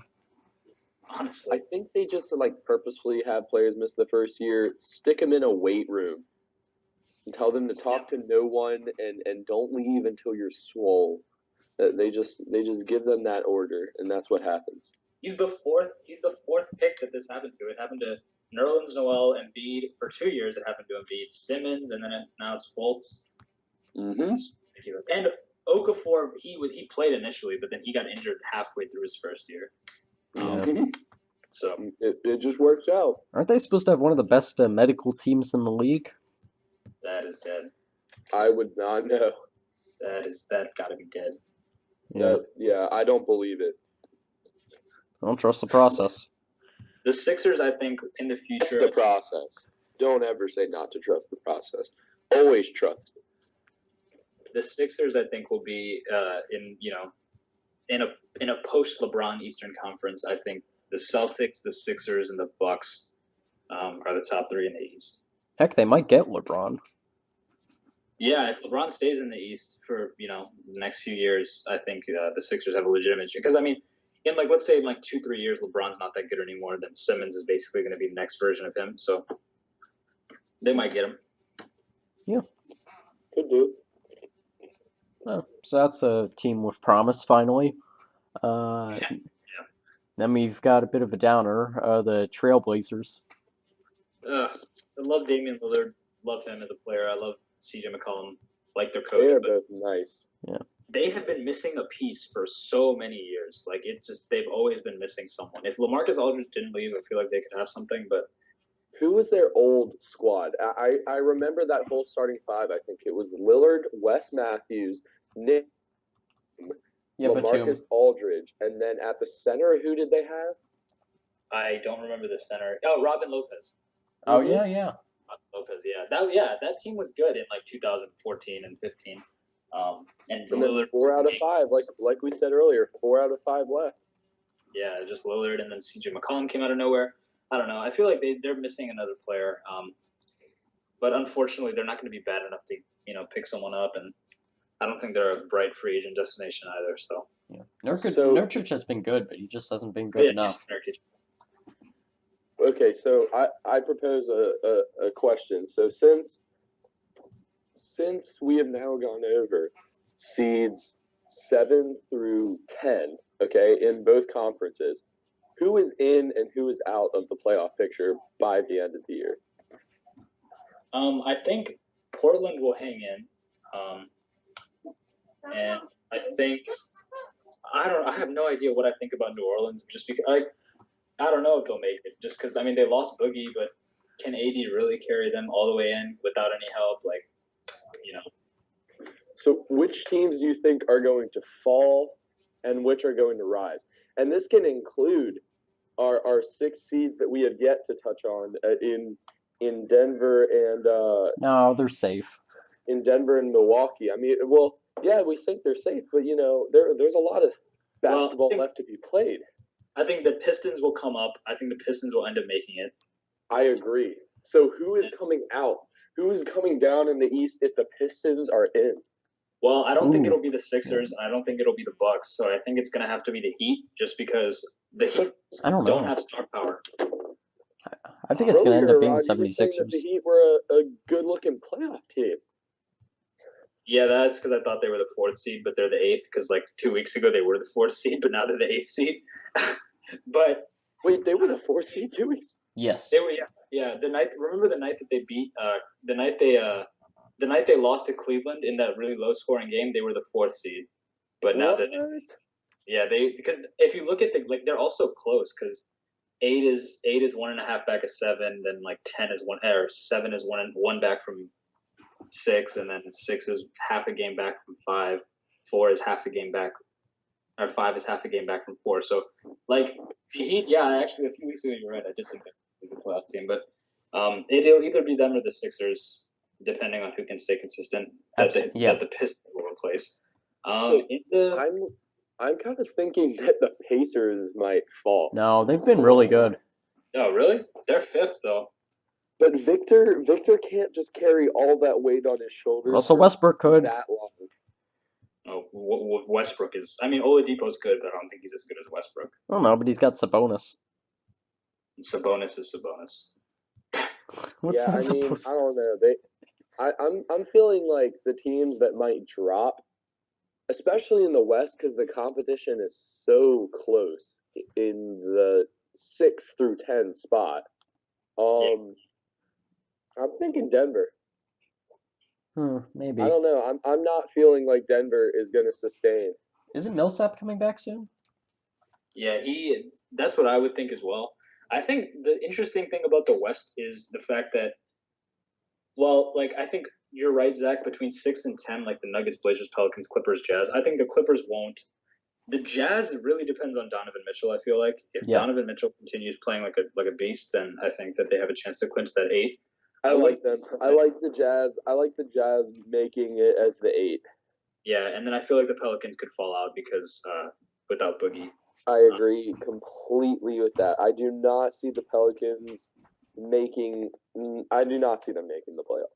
And even if they do, it'd really be pointless for them too, because if it's just AD, they're going to get swept in the first round by either the Rockets or the Warriors. They're just going to get shot out of the building, and it's just not going to be fun. Whereas I think the Jazz would be a compelling series against the first-seeded teams because they can play defense, and Donovan Mitchell, it'd be fun to watch him in the playoffs as a rookie. That would be amazing. Jazz is 8, and then I'll keep. That's probably it. I would take the Jazz in for the Pelicans because I don't think the Clippers have enough. Or the Clippers could be interesting if they take the Nuggets or Blazers spot Lou Williams, but It's all down to how Tobias and Lou Williams play with DeAndre. Like if the three of them can really rally the Clippers, then they could have some life. The Clippers have been meaning to change. They have needed a change of scenery for a while, and they finally have it. yeah, that's true. They've finally got rid of Blake and Chris Paul and all that issue. I feel like Doc Rivers is sort of an issue for them though. That's what people who have left that team say.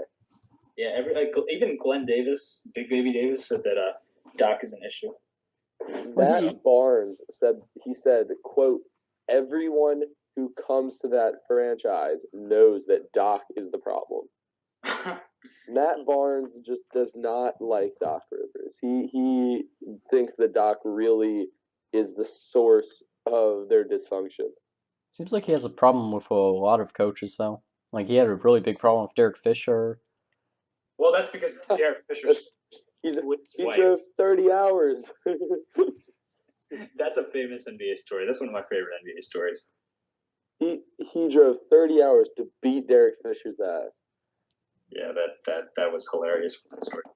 That is dedication, man. Wasn't it over his ex-wife?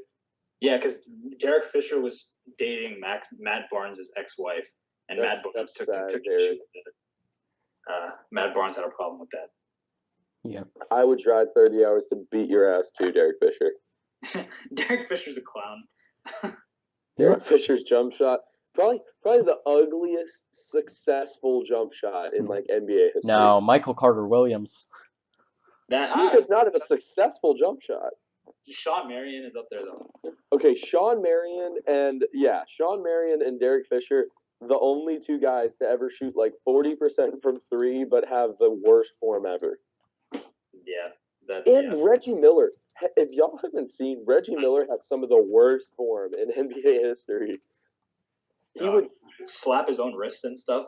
Yes, he would knock his knees together when he went down when he would squat to shoot. He would knock his knees together, and then he would hit his own hands.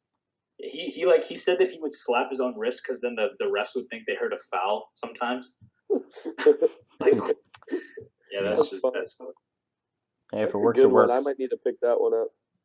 So that was who was that, Ryan? That was the Blazers we were doing. Yeah, but I actually have a controversial pick for who's going to drop out of the East. I'm going to say the Wizards don't make the playoffs. Actually, even with John Wall coming back. Yeah, what if they get John Wall back and they have Beal playing at as high of a level as he currently is? Well, he's supposed to be out until the start of April.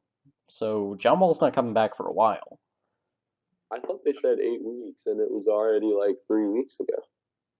Yeah, but they released that at the end of January, so that would either be middle of March to end of March. So yeah, that's what I was thinking. But either way, I think with the Wizards will look pretty good. Oh, we'll see. I think it depends because I know they've had those chemistry issues, but I think since they said that Marcin Gortat and John Wall worked it out, so if they have, then I think they're fine. But I think the more controversial pick on Zach's part. You think? I think that they'll stay. I don't know. I feel like they just because they have so much. I don't know if you guys saw this, but Miles Turner. He said that when Victor Oladipo is locked in, he's the best player in the East and maybe the best player in the league. What? That's not true at all. But if get out of here. The team has that much faith in you, then I feel like you're just really tight. I feel like their chemistry is good enough to where they'll stay. I think the Sixers and Heat have a higher chance of dropping out, so the Pistons can get in. I think the Heat will probably drop out. I wish Cleveland was still as dysfunctional as they were. Yeah. I wish about to drop out so badly. They were definitely in danger of a few weeks ago. I remember they were only 6 games ahead of the 9th seed. That was the week that I was talking about when the Heat were 4th and Cleveland was 3rd. God, they're only 5 games ahead of the Heat in 8. in Yeah. 8. Like why don't they just lose? Why doesn't Cleveland just drop? Honestly, I feel like it'd be a good thing for LeBron to do that because then he won't cop another finals loss. But Like, yeah, honestly, just for LeBron, for your legacy that is already tarnished, like, Jeez. for We're gonna have a for serious your debate later awful, on. yeah, this will be for another time. But Probably. LeBron is a podcast by himself. Yeah. okay, LeBron can have his own episode where we debate who is better between LeBron and any player you give me in the entire league that is definitely better. Currently, there are like 4 players in the league that are better than LeBron. I'm assuming those would be what Harden, Durant, Curry, and Kawhi. Harden, Durant, Westbrook. No. Don't you think do me Westbrook like would be a that. stretch. I can understand arguments for the rest, but Don't you do me with don't feel Westbrook. Westbrook? No. no, I mean I think Durant, Harden. I think you can make a case. Yeah. But Not I think Westbrook. Westbrook. I mean, like Westbrook puts up stats. I just think Westbrook is not conducive to winning because, like, He's not a winner. like he brings in all these good players, and then like Victor Oladipo left him, and he's balling, and like, I mean, the Thunder are what they have. They're like I feel like they should at least be the 3rd or 4th seed, but 33-26 is not. It's Hey, good. It's not doesn't. Carmelo is the heart of their problems. He is. Yeah. If they had someone other than Carmelo Anthony, then I agree they would be better because Paul George can play.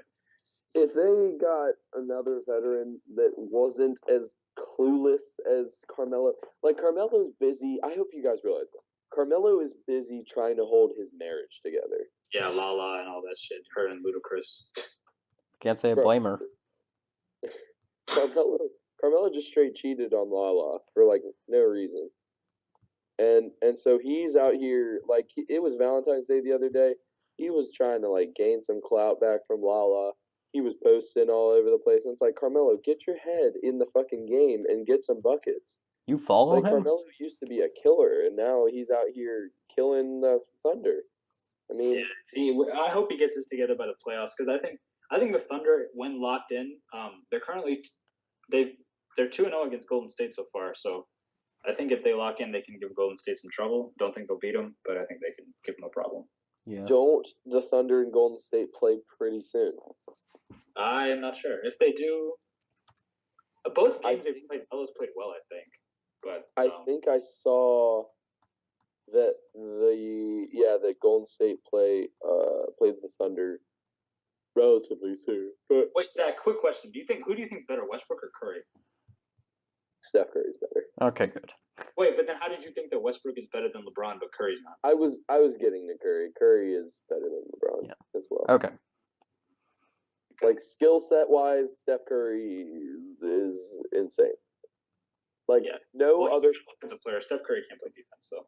What? That's a Well, lie. he led the league in He's steals. an average defender. He led the league in steals that one year, but I mean, That's he a bold consistently pass. doesn't. That's something that Steph Curry haters say. Just No. like, I'm not a Steph Curry hater, but you're a Steph Curry hater. when you watch, You're a the game, LeBron hater. best player. I'm a LeBron hater. I'll be the first one to say it. But Aradh, you are also a Steph Curry hater. I think Steph Curry is legitimately like I definitely do think he's a top 3 player in the NBA. Whoever those top 3 are, like that's I mean you can debate that all day long. But like the best shooter in NBA history. Yes. Steph Curry. I think he's a top 3 player currently, and I think he's already a top 3 or 4, top 5 point guard of all time already. Yeah. Actually, because the NBA's all-time player rankings ranked him as the 4th best point guard of all time. That's crazy that you agree with that, Aradh. I mean, can you tell me 4 that are better? I personally don't agree with it all the way yet.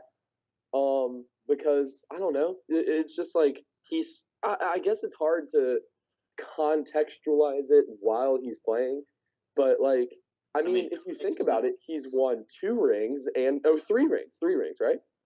No, 2. No. Hoping the Okay, third. sorry. Well, he'll get a 2 third rings this and year. counting. And he's won 2 MVPs. Yeah, 1 unanimous.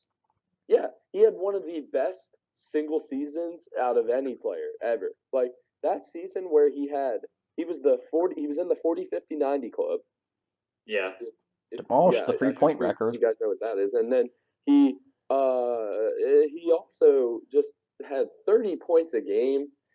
He led the league in steals that year as well, didn't he, Aradh? Yeah, he did two. He had 30. His stat line was 37, 5, and 2 on 50, 45, 90. So do you guys remember the game against Golden State where he hit that 3-pointer from like 50 feet out, just like jump shot, just shot it just because he wanted to? That was one of the greatest shots what ever. cemented for me that I was like, okay, he's a special player. I'm like, he is something else. Okay, but that's all correct and all. But Klay Thompson always guards the best guard on the team. So he typically does, but that's also, I feel like, because Klay Thompson doesn't have to put in quite as much offensive effort. And it's fair. Like on offense, Klay Thompson essentially just like kind of moves around the court and shoots. I mean, like, meanwhile, Steph Curry and KD are facilitating. And even Draymond. Draymond is one of the primary facilitators. Anyways, we can get to that when we get to the Warriors. What? Yeah, that was one of the longest tangents we've had. So, I apologize. Let's see. Who do we have? You want to do the Nuggets or the Bucks first? Up to you, man. The Bucks, I think, are simple. Giannis, Bledsoe.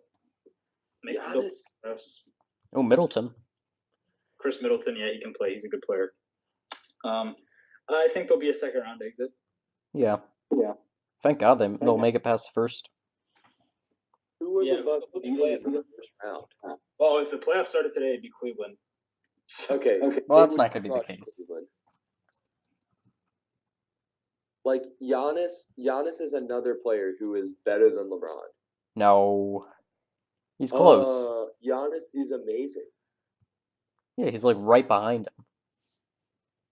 I mean, like, I get that you don't like LeBron, but like, I understand the hate against LeBron, but he's still averaging 20, 26, 9, and 8. Like, he can still play. Like the stats are against me. I agree. The statistics are not on my side here. I agree with you too. I don't think LeBron is the player that I like LeBron, but I don't think LeBron is as good as he's made up to be anymore. I think not anymore. I don't know, man. I think I might just be accentuating it. Like, he's still good, but like I think they'll beat the Bucks. I think because the way that he's been playing with Clarkson and Hood and Nance and George Hill, it reminds me a lot of how not that I watched the NBA, but just from like who was around him, like in terms of the rosters, it looks a lot like the teams in like 2009 and 2010 when Cleveland was winning a lot of games, losing in like the second round. But I just think now, I think the East, I don't think is strong enough for anyone to beat him. So I think LeBron would get past the Bucks. So wait, you said you don't think the East is strong enough for anyone to beat him, as in that LeBron is going back to the finals? Yeah, he's going back to the finals, buddy.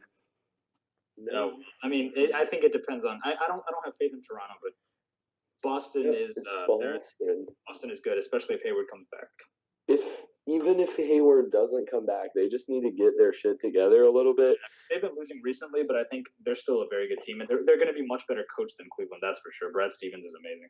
Yeah, and Tyronn Lue is good. Anyway, Bucks, back to the Bucks though. Malcolm Brogdon, defensive menace, rookie of the year. Hey, how about Thon Maker? Thon Maker, absolute, like, he is a prodigy. He really has so much potential. He's long as hell. Scary looking. Yeah. Him and John Henson. Wait, what did you say, Rod? I said him and John Henson. Scary looking. Oh, yeah. Anyways. I mean, I don't know. I'm a fan of the Bucks play. I think they're pretty good. Yeah, the Bucks, they're a good team. I think they're going to be, like I said earlier, Sixers, Bucks, and Celtics for the future in the East. I agree with that. Yeah, and Giannis is out here trying to recruit LeBron next year. He's not going to go to Milwaukee.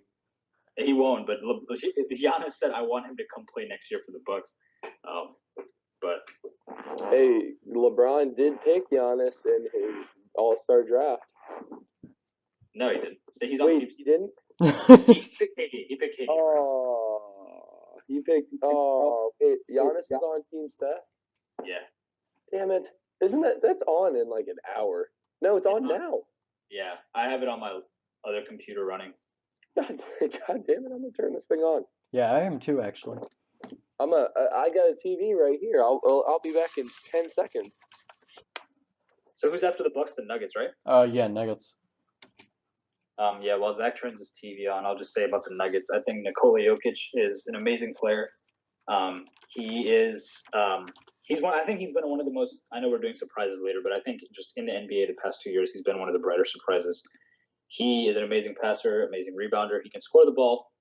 And overall, I think the Nuggets are they're a well drafted team. They're a well coached team. They're one of the best offenses in the league, and they have shooters. They've got Jamal Murray. They have Gary Harris. I know they just got rid of Emmanuel Mudiay, but he wasn't doing much for them anyway. But yeah, Jokic I think is a piece that ever since they got rid of Yusuf Nurkic, I remember this statistic from last year where after they traded Yusuf Nurkic,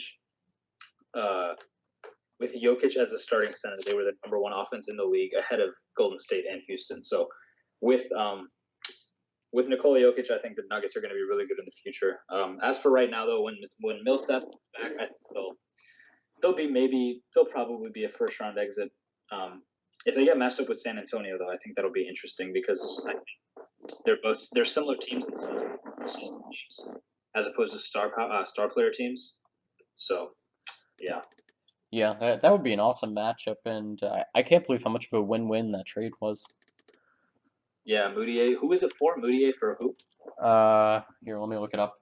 Nurkic trade. But yeah, aside from that, Mason Plumlee's been great for them, and what's his name? Kenneth Reed, the Manimal. Yeah, the Manimal. He's been falling off, I think, the past few years, though, hasn't he? Yeah, a little bit. He's still good. The Manimal, he's an electric player. He's like Tristan Thompson, sort of. Yeah, he's good. Yeah, Zach, we just covered the Nuggets. I just said that I think they're going to be pretty good in the future, which is a beast. Yeah, I heard the most part of it. I don't know. I don't have quite as much faith in the Nuggets, but yeah, I want to see him with Millsap again. Okay, who do we have next? I'm just watching Kevin Hart introduce these players right now, man. Draymond Green coming out here, Lillard coming out here. Kevin Hart is a short man. Yeah, I'm trying to 5'2", I think. Trying to hunt down a live stream online. Come on, Kevin. Why didn't Kevin take some growth hormones? Okay, who do we have next? Ooh, the Pacers. Victor Oladipo is a bright surprise this year. I like Oladipo. Yeah, they'll I don't know, man. They don't have a lot around Oladipo, though. They got. He doesn't have. That's true. They got Lance. Oh yeah, Lance make him dance. Lance Stevenson is so fun to watch. He plays street ball on an NBA court. He just does whatever he wants. He throws wild passes. He does weird dribbles. He doesn't care. He really is not a professional basketball player. He's a street ball player playing in professional basketball. Exactly. Like he really, I don't know, man. But Victor Oladipo, I mean, he kind of disappointed in the dunk contest, but he's had an amazing season. Yeah, he definitely choked up in the dunk contest. I was expecting bigger things from Victor, and then he had a really nice first dunk attempt that he missed that he couldn't make. Yeah, his first dunk was extremely good, but he couldn't finish it. And then his second dunk, the Black Panther one, I enjoyed. When he finally made it, geez. He missed the first one on that one too. I know he's been struggling. Yeah, I think the Pacers. They're unfortunately they're one of those franchises that they're not going to be they're not going to attract any free agents, and they're also probably not going to get a high pick. So yeah, they're stuck in between right now. Yeah, they're going to have to develop like TJ Leaf and keep developing Oladipo, make some trade moves. They're going to have to do some kind of abstract, outside the box kind of moves to progress their franchise. Trade a pick and Sabonis for a higher pick or something like that. Oh yeah, or Sabonis. Do you guys think Arvydas could have been one of the best of all time? That's an interesting case. I've seen multiple people say that if he had played throughout the '90s, but my issue with that is I just feel like international players I feel like you can't, even though if you're really good internationally, I just feel like the NBA is more difficult because you're playing against the talent level that you're playing against is much higher. So I think Arvydas would have been a good player in the NBA, but I don't think he would have been as good as some people say. Yeah, I mean, until you prove yourself in the league. Yeah, exactly. Yeah, and there's no real substance to that. But let's see who's up next. Ooh, Thunder. Oh, the Thunder. Yeah. We touched on this earlier, but Carmelo Anthony's sort of a black hole problem for them. Oh yeah. He just needs to commit to being a spot up shooter. I agree, and he needs to work at least give some effort defensively. Yeah, he's sort of he's strong. I don't know why. He could, if he really wanted to, he could defend against 2s and 3s, but mostly 3s. Sorry. He's just kind of like a pawn out there on defense. He sort of can just be. I don't know. He's just people can just go around him like he's not even there. Yeah. Yeah. Anyways, I don't know. The Thunder got Paul George, and I think that they will keep him. Yeah. I agree with that. I think they'll keep him as well. I think though what they really need to do though, I think they need to. I'm not sure who the player would be, but I think they need a move to get a player who's better than Carmelo Anthony. If they really want to do something, because this experiment thing that they Westbrook and Paul George, there's only that duo. There's only that duo can only take you so far because neither of them are among the best NBA superstars. Maybe if they could make a move this is obviously far-fetched, but if they could get a player like Anthony Davis or something like that, then they'd be in position to actually win a championship, possibly. Why are you guys hating on Westbrook so much today when he's the former MVP? I mean, yeah, he struggles getting his team to wins sometimes, but at the same time, when he has good help, like with Durant, that they were contenders every year after year. I mean, I think we're just trying to push back against your LeBron hate. Oh yeah. The only reason I was shitting on Westbrook is because the LeBron hate was getting quite thick. I feel that. Westbrook is a good player. I like Westbrook a lot.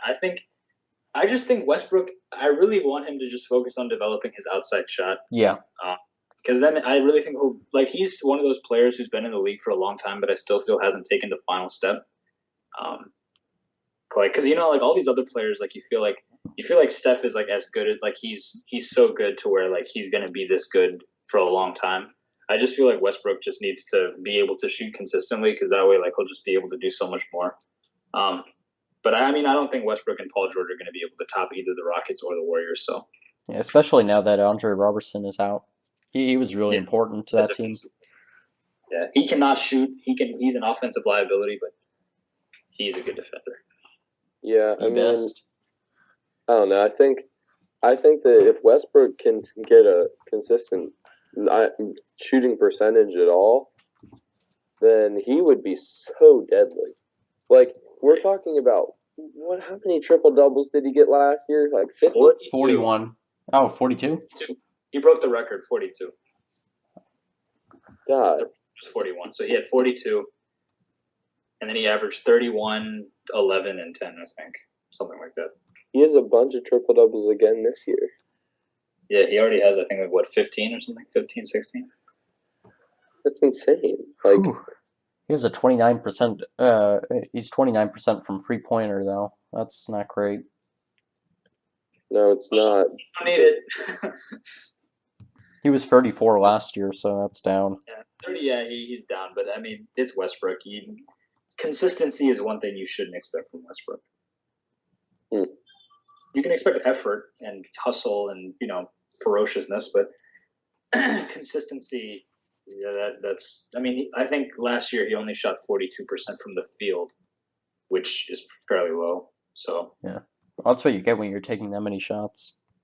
Yeah, he has games this year where. Sorry, what were you saying, Aradh? Last year he didn't have much of an option. He really had to do some crazy stuff last year. But True. But this year, I mean, he's chucking shots up. Like he'll shoot 40 a game and put up like 25 points. That's not exactly efficient.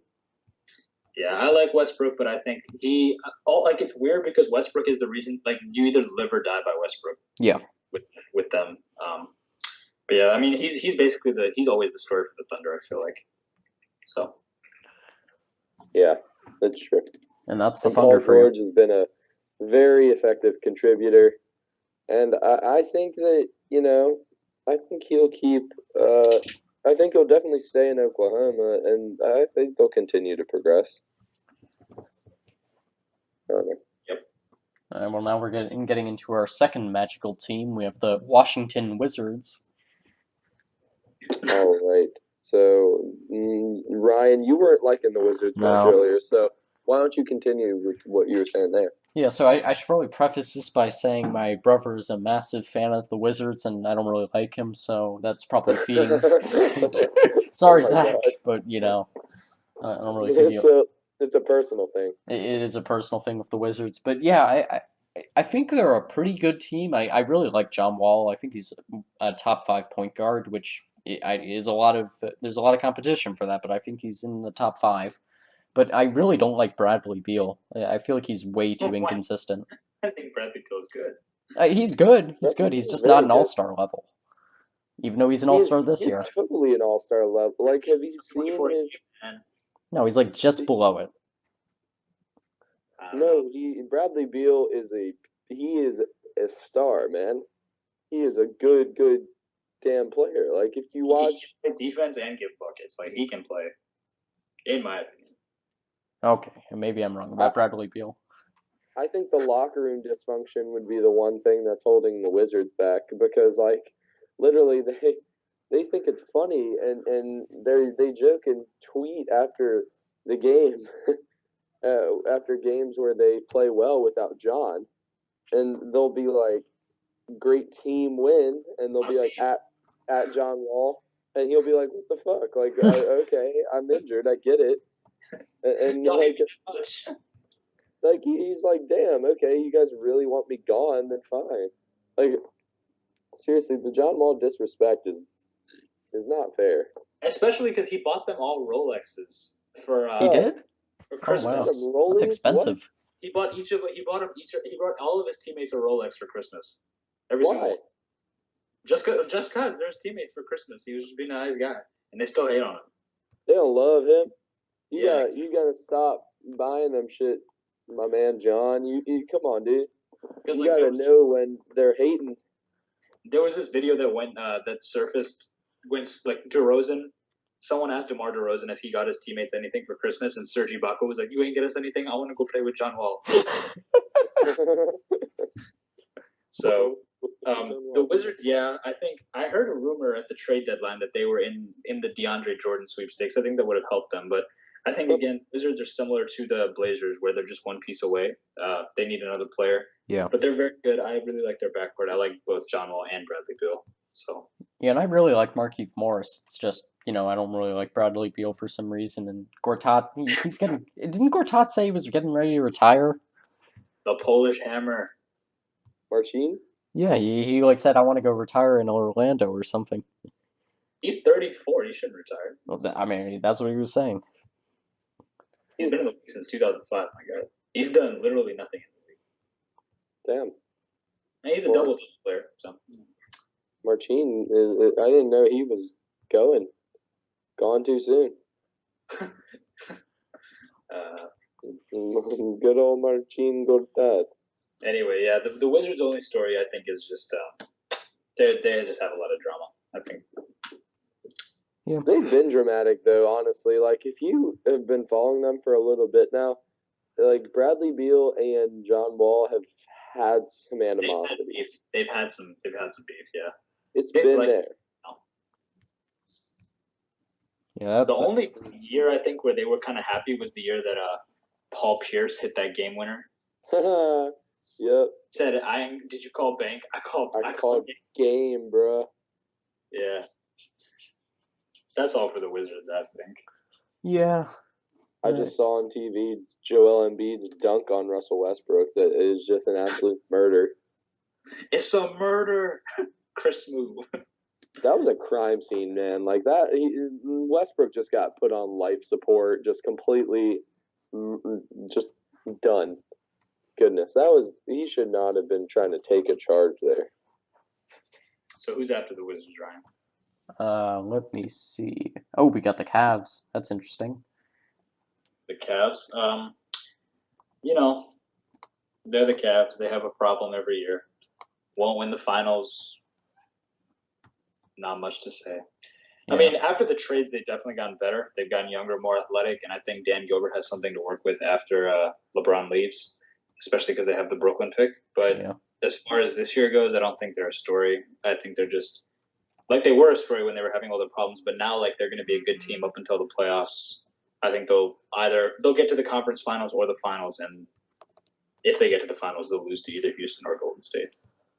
Yeah, I'll save my judgment on the Cavs. You've already heard a lot of my hate.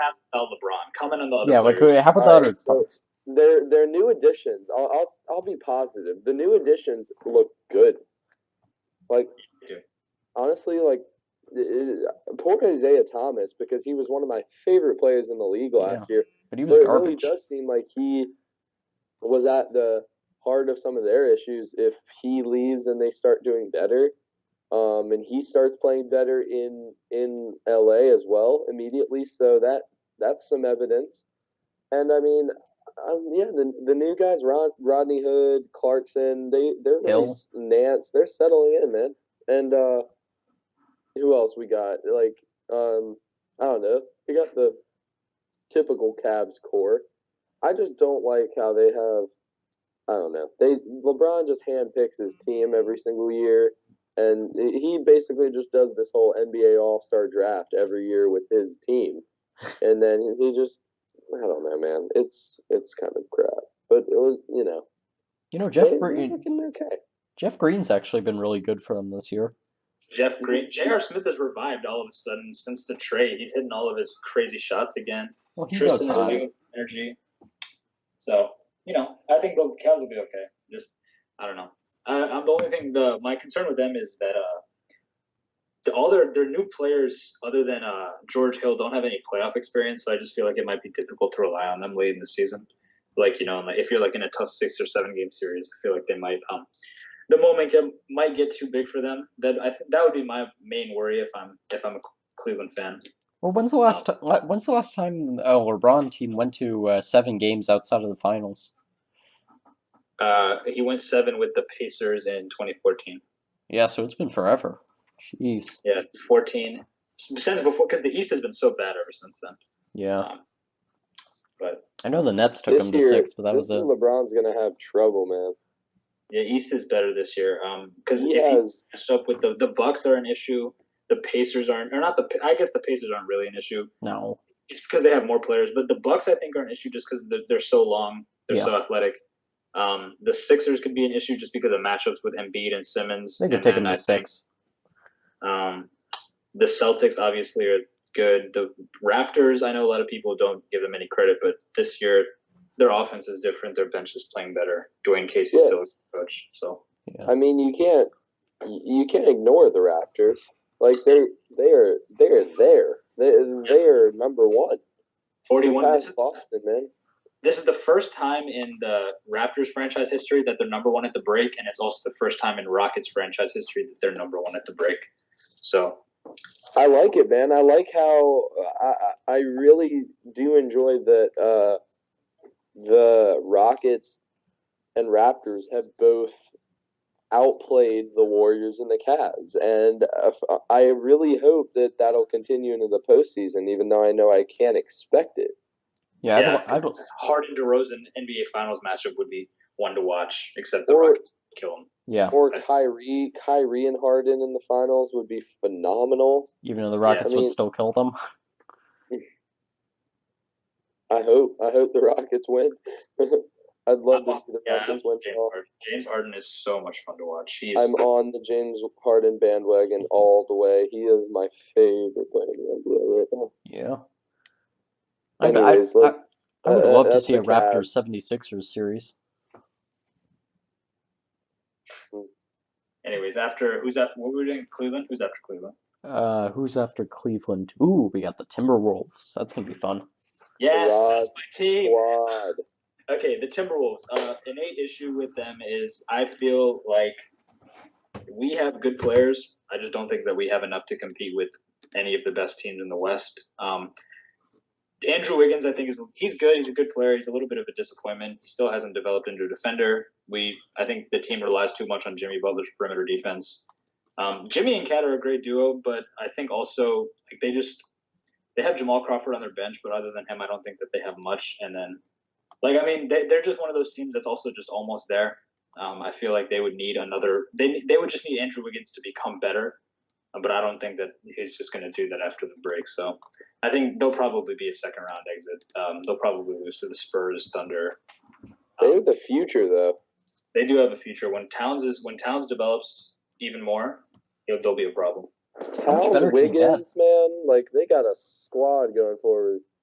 Yeah, and I think Jimmy Butler's 27, so he'll be good for a few more years. So yeah, they've got something to work with. Yeah, and they've got great depth too. Like I only see really like 3 players on their team that couldn't start on our guys. Like Shabazz Muhammad is amazing. Jamal Crawford. It's great though. Shabazz Muhammad wants to leave. Oh, he does. He said he's tired of the role. He said he doesn't want to be there for his role. He said his role is too small. It's getting too big for Shabazz. Yeah, Shabazz he's probably gonna be gone. Then they have some random players. They've got like Naaman Bielitsa, and he's good.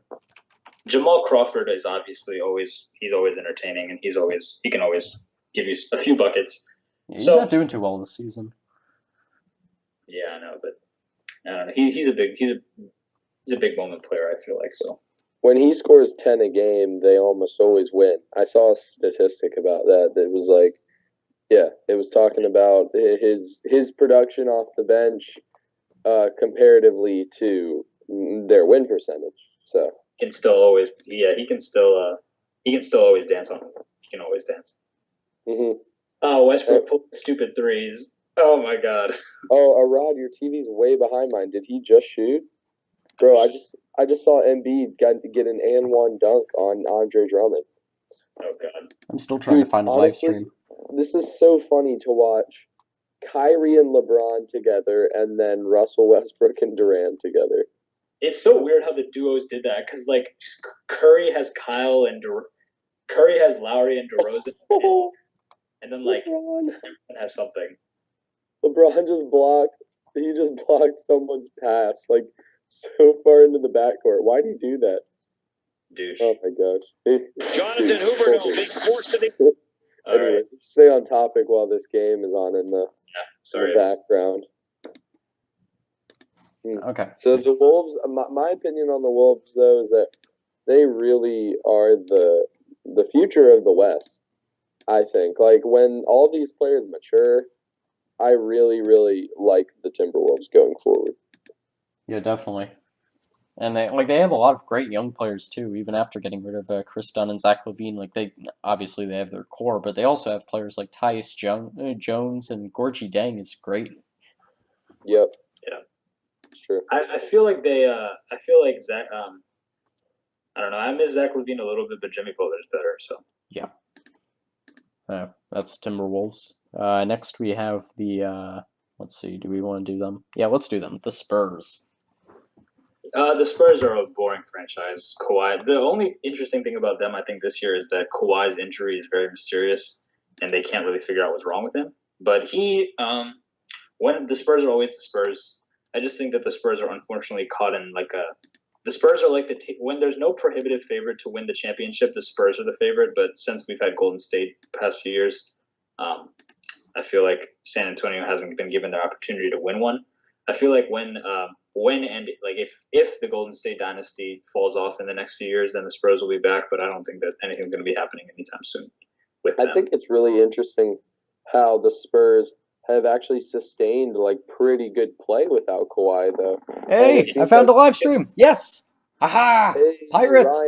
Ryan, what's the score in your live stream? Are you behind or? I'm at 5-4, and it just passed 9:55 left. Oh man, you guys are both way behind me. Westbrook just hit a 3, and it's 9-8 to Team LeBron. Oh yeah, I'm watching online as well. So. Harden, step back. Oh, that was not good. I'll My wait 2 man minutes James to see Harden, that. though, I love him. Yeah. So that was the Spurs, right?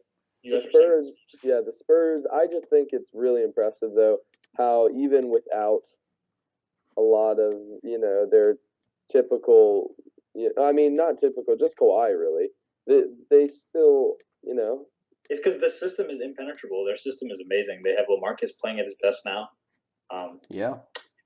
I think LaMarcus is good. I think he really needed a bounce back year to show that last year was just sort of, a bad year, and he's done that. So. Yeah, they just get out and perform every single year. It's really impressive.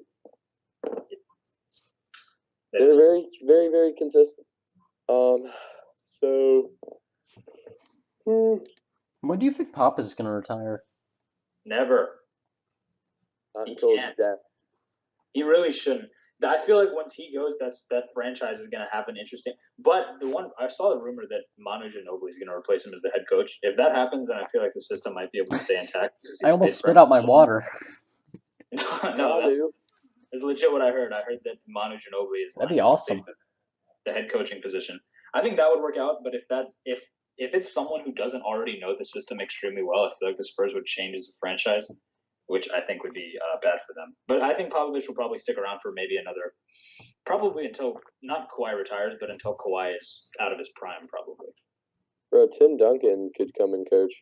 Oh, that'd be the best. What if they get a coaching core of Tim Duncan, Manu, and Tony Parker?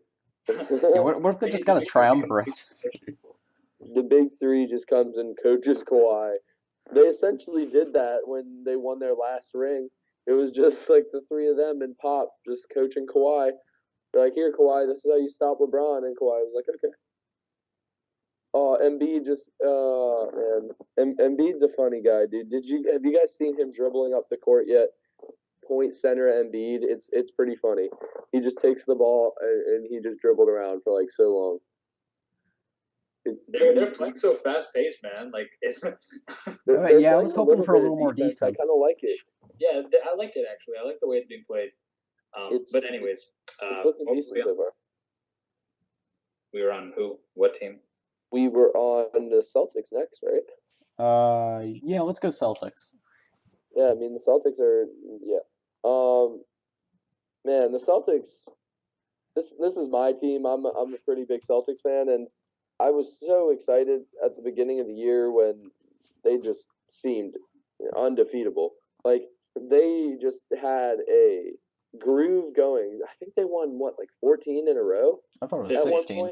15 in a row. Okay, yeah. They were on fire, and now they've just really cooled down, unfortunately. And I don't know. It's a little sad to see, but at the same time, they'll get it going again. And really, though, I think Kyrie needs to be more aggressive for the Celtics.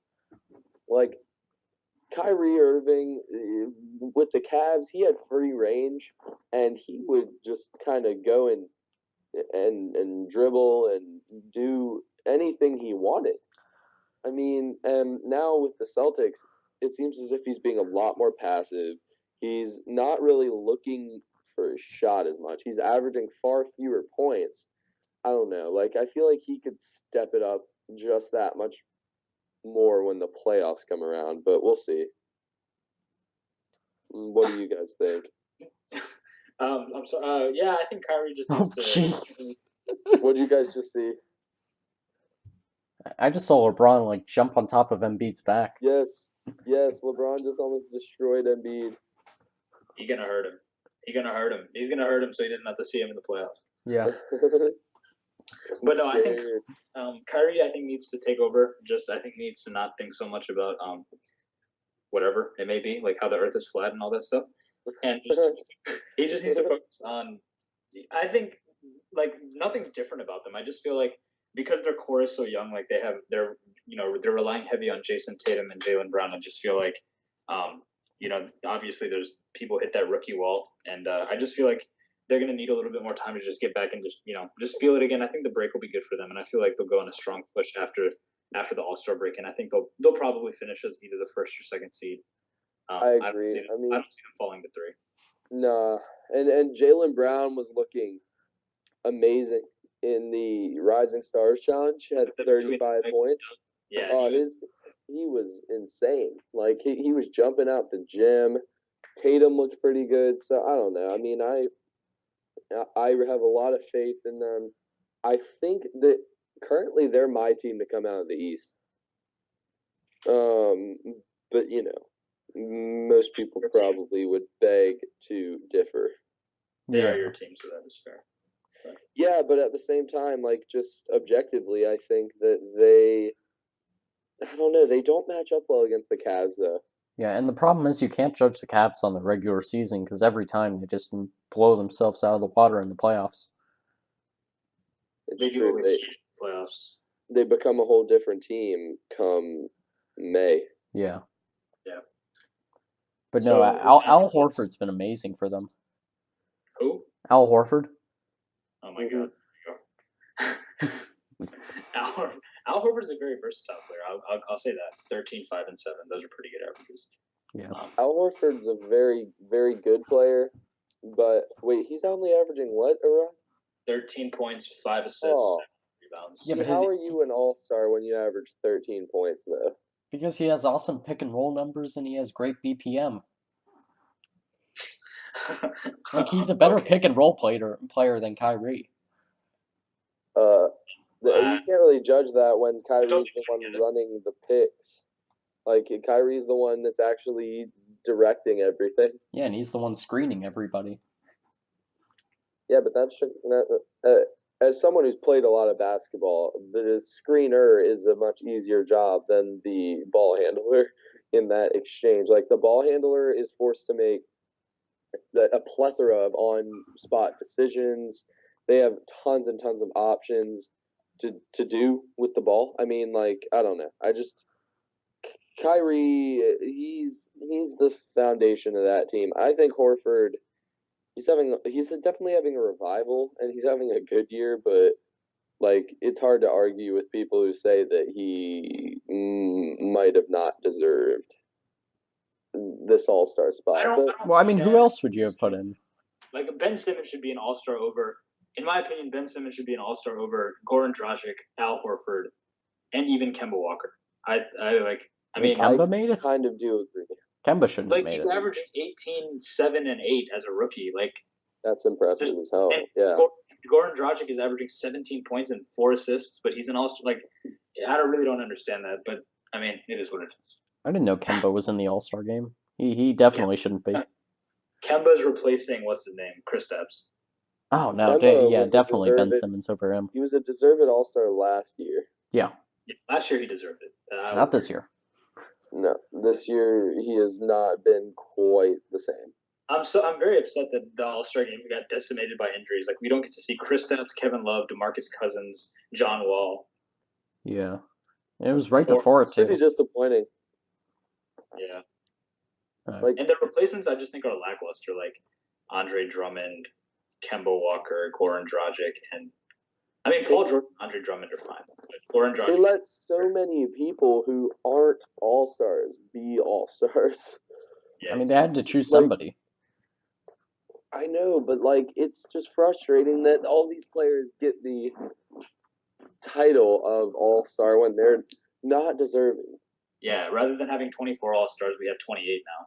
Yeah. Well, that's why you only look at the all-NBA teams and not the all-stars. Yeah. Anyways, we can get through these final few teams so we can talk about the all-NBA selections. So now we've got the Raptors. They're playing better this year. Their bench is better. They're a good regular season team. Dwayne Casey's coaching well. DeMar DeRozan, I think, is having a better season. He's shooting more threes. He's already made more threes so far than he has in any season of his career. He's a good player. I think DeRozan. The only thing I think missing from his game really is that he doesn't really make plays for other people. I think he scores more. But this year you have Kyle Lowry to do that.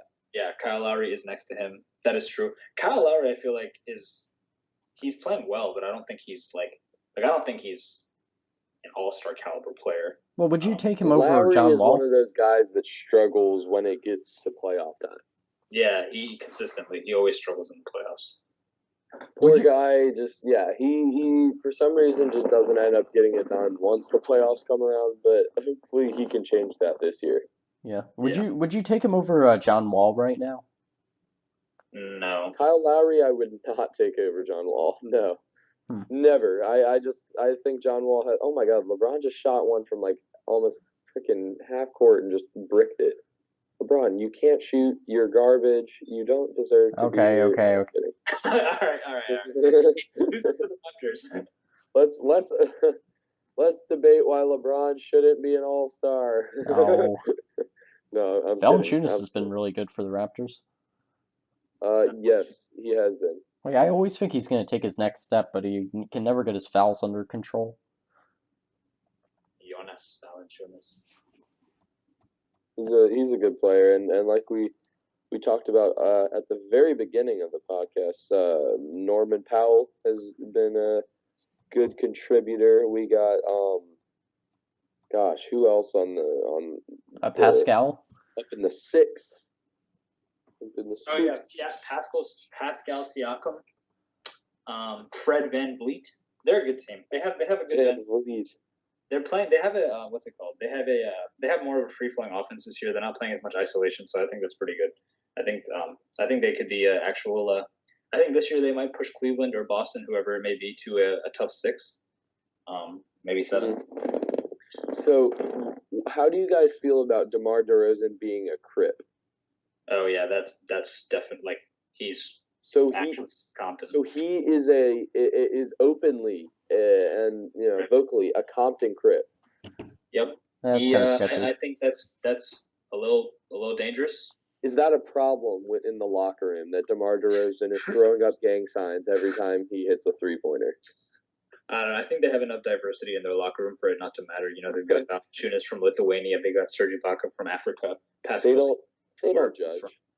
They don't judge each other. They're like, yeah, you can be a Crip. Yeah, it's okay. And Kyle Lowry is, I think, where's Kyle Lowry from? He played for Villanova, so I think he's from Philly. Yeah, he's from Philly, yeah. So, Ryan, do you know about DeRozan being a Crip? I did not know that. Oh, okay. Jeez. You're gonna have to do your research on that because DeMar DeRozan, he is a Compton Crip. He went to Compton High School, okay, in obviously Compton, California, and he obviously growing up in that area had a really, really tough childhood, and a lot of his relatives were murdered and killed in gang violence, and as you do. Then basically the Crips stepped up to protect DeMar DeRozan because they knew that he was an athlete, and they essentially wanted him to be able to get out and make a better life for himself. So the Crips he went to Compton High School, and he was a McDonald's All-American there, and the rest is history essentially. And he's still pretty loyal to his boys over in Compton. Yeah, sounds like he had a good experience with him. Yeah, I mean they treated him well. That was a good dunk. So DeRozan is the main story for the Raptors as usual. Yeah, he's really, really impressive. Him, his play, his history, his mid-range shooting. Compton, baby. Yeah. Don't fuck with the Compton Crips, man. Ain't nothing to fuck with. That leaves who? That leaves Houston and Golden State, right? Yeah, so I suppose we should take a trip out to Compton to talk about them. Oh, Compton and Golden State are not. They're close. Close to each other. Isn't Golden State in Oakland? Oakland. Golden State's in Oakland. Compton's in LA. Oh crap! Yeah, you're right. Compton's in LA. Oh, my bad. Yeah. Well, they're both poor. You're good. Well, Houston is amazing. Wait, I'm impressed. I thought we were going to start on Golden State. Yeah, I thought so too. #1. Oh yeah, that's right. Yeah, don't disrespect. We're going in reverse order, reverse win percentage order. So let the Rockets be the finisher, because they are the stars, baby. Yeah. All right. State. Okay, yeah. Golden State. I mean, they got obviously 4 All-Stars for the second year in a row. I think that's the first time that's ever been done. Probably. I mean, KD and Steph are both having really solid seasons again. Clay is leading the entire league in 3-point percentage. So, again, with the Warriors, there's not much you can really critique them for. They have a full, balanced system. And yeah, what else do you guys have to say? I think Golden State, they don't have any issue as far as their play goes. I just think that the only issue with them is that they need to get some of the technical fouls and ejections and stuff under control, because I know Durant and Draymond are like the leaders in ejections and technical fouls. Steve Kerr is leading all coaches with 5. People don't like them. When you can play the way that they can play, then they can afford to do that stuff, and it really doesn't even matter. Like, they can lose a player and they'll still win. They can People are not fans of them. I mean, like they'll throw Draymond out of a game just for looking like donkey. I mean, they're fine though. Like there's nothing to worry about with them. Like they're gonna the conference finals this year, I just think are going to be so interesting, because I really think that if Houston has it going on, like if Houston really has it going on all cylinders, and James Harden and Chris Paul don't fall to their past playoff flaws, then we're going to have a really interesting the Western Conference playoffs are going to be amazing as it is, with Minnesota, Oklahoma City, San Antonio, Golden State. Man. Yeah, bro. I mean, like, and what's their face? The Rockets are going to be there this year, man. Like, other years, Golden State, they've had a cakewalk until they meet Cleveland. The Rockets are here. Yeah, like they're a problem. They're a contender. They're a legitimate contender. Oh, yeah. That is the thing that I love about this 2017-2018 NBA season, is that rather than having pretenders with the Cavs and the Warriors, we have contenders. We got real teams who honestly sleep on the Raptors. Go ahead and sleep on the Raptors, who are currently leading the East. I mean, like, come on, like they haven't done this before, and I think that the Raptors could really make some noise this year. Here's what I say about the Raptors, to go off that, Zach. The Raptors and the Warriors are the only 2 teams with the top 5 offense and top 5 defense. So the Raptors, I think, are for real as well this year. So I agree with that. Like, this season has been one of the first seasons since, I think, the maybe 2014 season, when there have been legitimate, like, maybe 4 teams that could actually win the championship. Like, it's really lopsided for Toronto. Like, they have the smallest odds, but, like, if there's an injury in the West and then Cleveland just doesn't have it together, like, obviously Toronto has a shot. So yeah, this season. I'm really hoping that something can happen this year to make it so that neither Golden State nor Cleveland are in the finals. Like, I would love to watch a Houston Boston NBA Finals, Kyrie and Harden. That would be a lot of fun. Houston Boston would be so fun. I mean, Houston and the Raptors. Because you have backcourts that are going at it. You have Kyle Lowry and DeMar DeRozan versus James Harden. Obviously, James Harden and Chris Paul are a little bit better, but still, like, the matchup would be there. I would hate to see Boston in the finals. You would hate it? Yeah, you guys have way too many freaking championships. You guys have had enough. Boston's my squad, Ryan. Don't come at them, man. I'm trying to see Jaylen Brown be Finals MVP.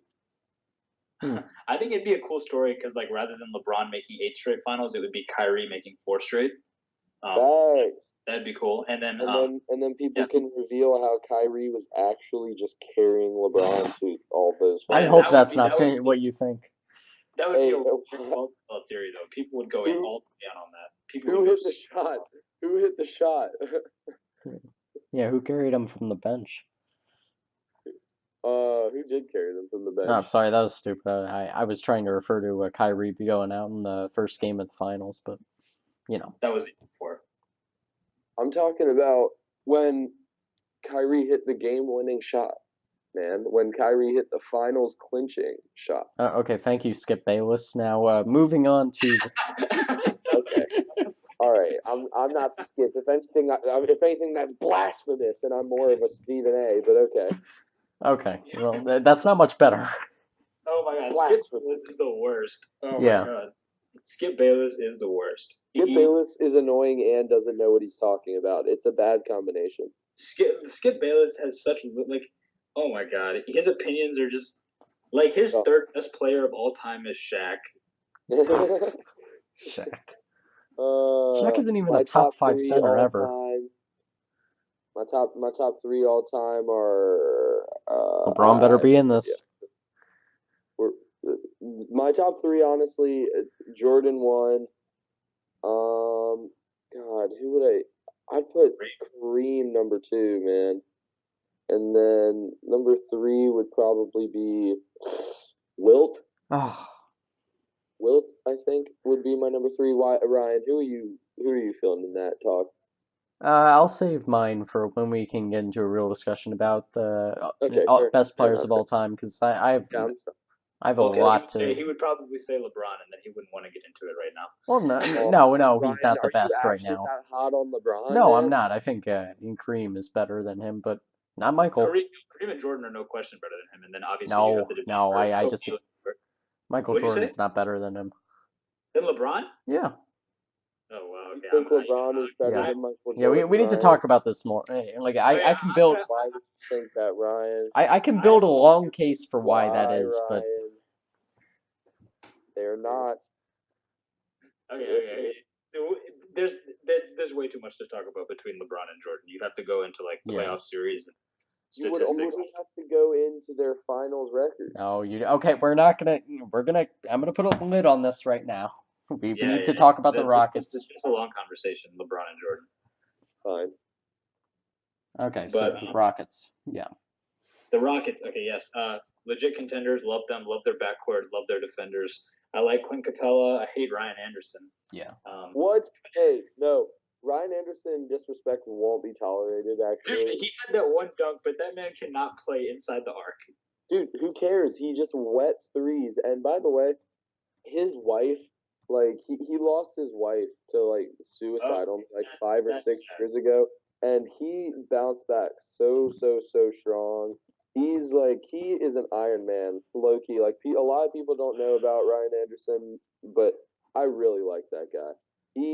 And the Rocket shooters in general are just amazing. Like, we got Gerald Green, who, is coming from having no contract to getting signed and scoring 20 points in a game. Eric Gordon, obviously, always there, always is lighting it up. Trevor Ariza is looking good. And then the main man, James Harden. James Harden might be having, hear me out on this, James Harden could be having the best MVP season. If he were to win a championship this year, I would just 60-point triple double, guys. What do you guys think about that? Like James Harden currently is averaging. He's leading the league in scoring. He's second or third in assists. I think James Harden has been. I think James Harden has been the best guard in the league for 2 years. Oh yeah. But it's been close with Steph Curry before, but I think this year solidifies definitely James Harden is like just the way that he can make plays for other people. And the one thing about him that I will say is that unlike like Russell Westbrook, obviously there were so many comparisons between the two last year with the MVP race, but James Harden does not rely on any sort of athleticism. Like he is all skill based. Like he can do so many things with the ball. Like he's so shifty, but he's not fast, but he's quick, and he's like, well, no, he is fast, which is like he's weird. Like he's just deceptively like quick, and he can dribble, and he can shoot the ball, and he can pass the ball. He can even dunk the ball when he really wants to. He can. He has hops. Like he used to be dunking on people all the time, but now he's a more on the ground kind of player. And I just think the MVP has eluded him for so long. I just feel like it should be his. Yeah, and like it's his. It would be great. Like he went to the finals. He was the sixth man of the year. They lost, but I just think it would be like it would really complete. Like it would cement his legacy like already, and then obviously everything else he does if he wins a championship and an MVP. Yeah, it's his to lose this year. I would love. Wait, what is his to lose? The MVP? Yeah, or the MVP. The championship. The MVP. Like it's his right now. Like if the season ends today, it's him. No Yeah. question. Oh, I think it's his, no question. Yeah, Yeah. yeah. I mean, I think it's going to be his. I think the more interesting debate is to see whether he will end up as the Finals MVP. I want to see him lifting that trophy at the end of the year. No, just get the MVP. You think if they win the finals, you think it'll be Chris Paul, Ryan? No, I just think he's not going to win the finals. I'm not convinced that they've gotten over their playoff struggles. I think this year, Zach, I think you might agree with me on this. I think that the fact that they have Chris Paul and James Harden will sort of mitigate the fact that individually they haven't been able to do it, because now, like, when Chris Paul is feeling the pressure, he'll have James Harden, and when James Harden is feeling the pressure, he'll have Chris Paul. So I just feel like having both of them this time will, like, make it easier for them to not have to, like, they won't get in their own heads as much because they'll be aware that they have another star to help them, whereas neither of them have ever really had that in the past, because Chris Paul had Blake Griffin, but Blake Griffin at the end of the day was always Blake Griffin, like an injury-prone athletic guy. He wasn't really, like he wasn't a superstar. I would say he was a star, not a superstar. Yeah, I mean, I wouldn't be quick to say that either Chris Paul or Harden are the source of their own playoff troubles. Like, I think that people say all the time that they choke, but like they don't really choke themselves. They come up against very challenging teams. Well, Harden choked last year. Harden did choke in the last game, but other than that, I agree with you, Zach. I think I guess. But the game when he had 11 or 10 points and went 2 for 11 the field, that was the only one. But that's for that. Yeah, but like Chris Paul and him, they typically both have good stats and good games in the playoffs. Like, and like certain factors just keep them from getting over the hump. Yeah, Chris Paul has been.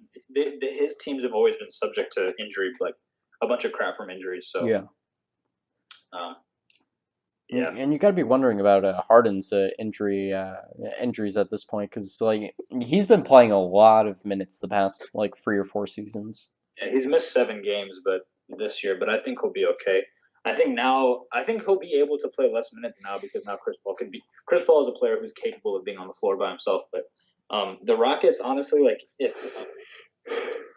they can. I think they're a legitimate chance to win the championship this year, and I would love to see them beat Golden State in the West. I think it'd make everything much more interesting and much more fun to watch. Yeah. Like, and back to Harden though. For the past 5 years that he has been in the playoffs, right?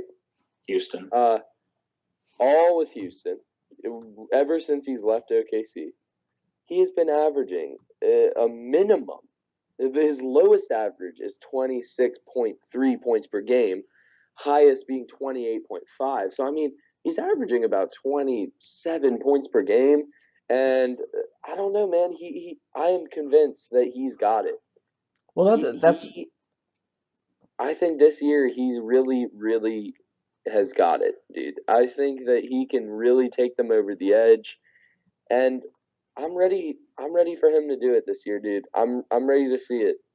Yeah, and with the points per game, you got to keep in mind that's in a D'Antoni system where the pace is extremely high and like they're front. No, but he had D'Antoni. Like he was in D'Antoni before. Yeah, I was gonna say. Oh yeah, good point. My bad. Yeah. In D'Antoni's system, yeah, he went crazy and he did 29 points per game and 11 assists per game. But yeah, I mean, before that, yeah. D'Antoni's not helping him get rebounds. He was averaging 8 rebounds a game. That's true. He made the decision 2 years ago to start playing defense. He decided to stop being lazy. Yep. He decided to and like 75% of defense guys is Whoa. Sorry, they keep getting blocks. I will be the first one to tell you guys that out on the court, most of defense is really just how hard you want to play. Yeah, look at that Giannis block. Yeah, that Giannis block that was called a foul. That's ridiculous. Why? Oh my God! This I think is showing right now that LeBron's bench is trash. Yeah.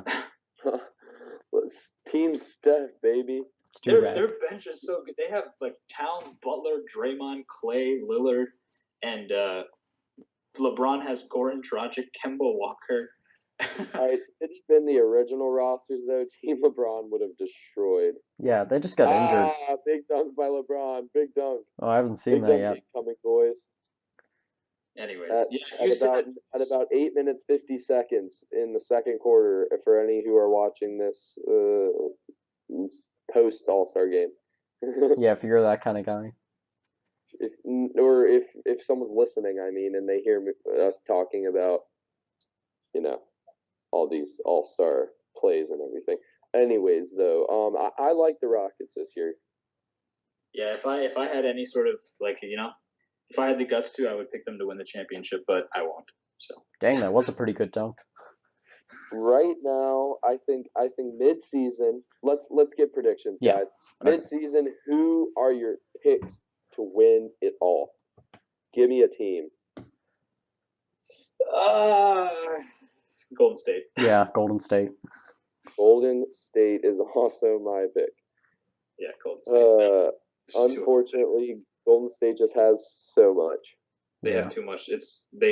Adam Silver needed to stop that Kevin Durant move, but whatever. He's just gonna pull a David Stern.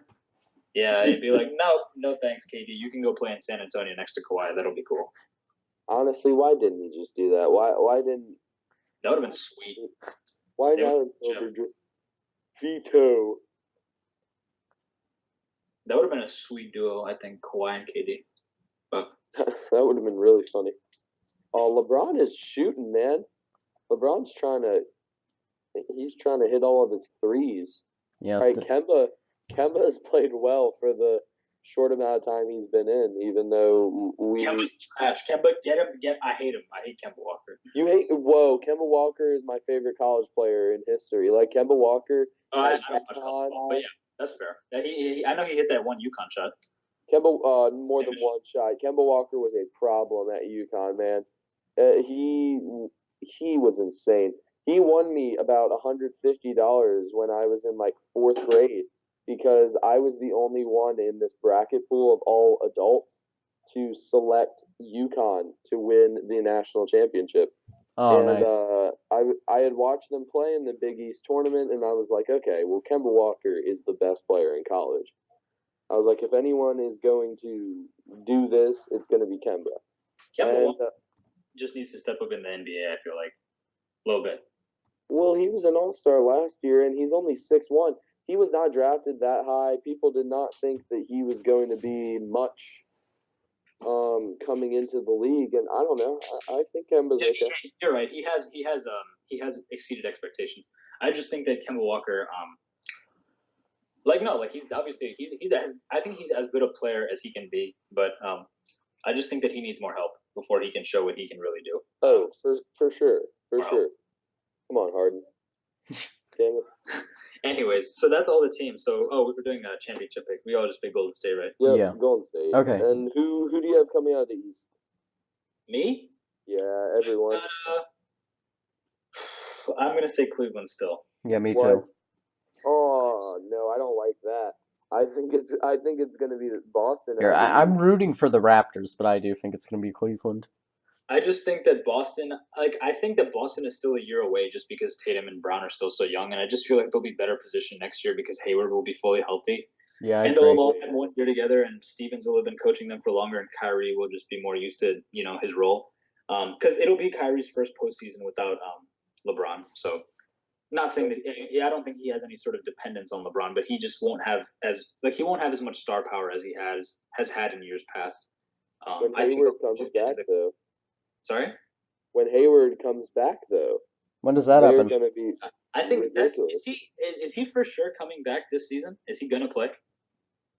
I think Stevens said that they're going to count on him not coming back, essentially. So they want to be good enough so that he can rest. But I'm sure if he himself is feeling good enough, then he will make that move. Well, the only thing then, I feel like he might disrupt their. I wouldn't say disrupt, but I feel like it might be an issue with if you were to insert him at the very end of the season, you would throw off the rhythm of either Jaylen Brown or Jason Tatum. So you would have to sort of pick and choose which one of them two that you would take minutes away from to give Hayward his starting spot. Or I mean, you could even bring Hayward off the bench and just see what happens. But I don't know. Right, Boston. I think they're 18 and 15 in their last 33. So if they get it going after the break, I think that that'll be an interesting pick again at the end of the season. But as for right now, I just think Cleveland is, since they're like all re-energized because of their new players and stuff, and they have Kevin Love coming back definitely in April. Just think that they'll do it and get it together by the end. But the finals that I would like to see, the finals I would most like to see would be Toronto and Houston. But I would like to see it, really anyone besides Golden State, Cleveland. I mean, I would love to see just neither of those teams be in it, essentially. I'd be down to see another one. They can I'm have their not- they can I'm have their not time down in to the see sun. Another one. I thought they would just pound LeBron. LeBron would get more, like, he would get more hate on live TV. People would say he's not the GOAT. It would be the same process as last year. Like, I just nothing good would come out of it. Everyone knows that LeBron can't beat them unless he has either like an injury or he has more help, because he doesn't have like a third star player this year anyway. So I just don't think anything interesting would come of it. Yeah. the trilogy was enough for me. Yeah, and there already hasn't been another trilogy in the NBA Finals, so we don't need a 4. I don't need a 4. I definitely think that I am content with how it was.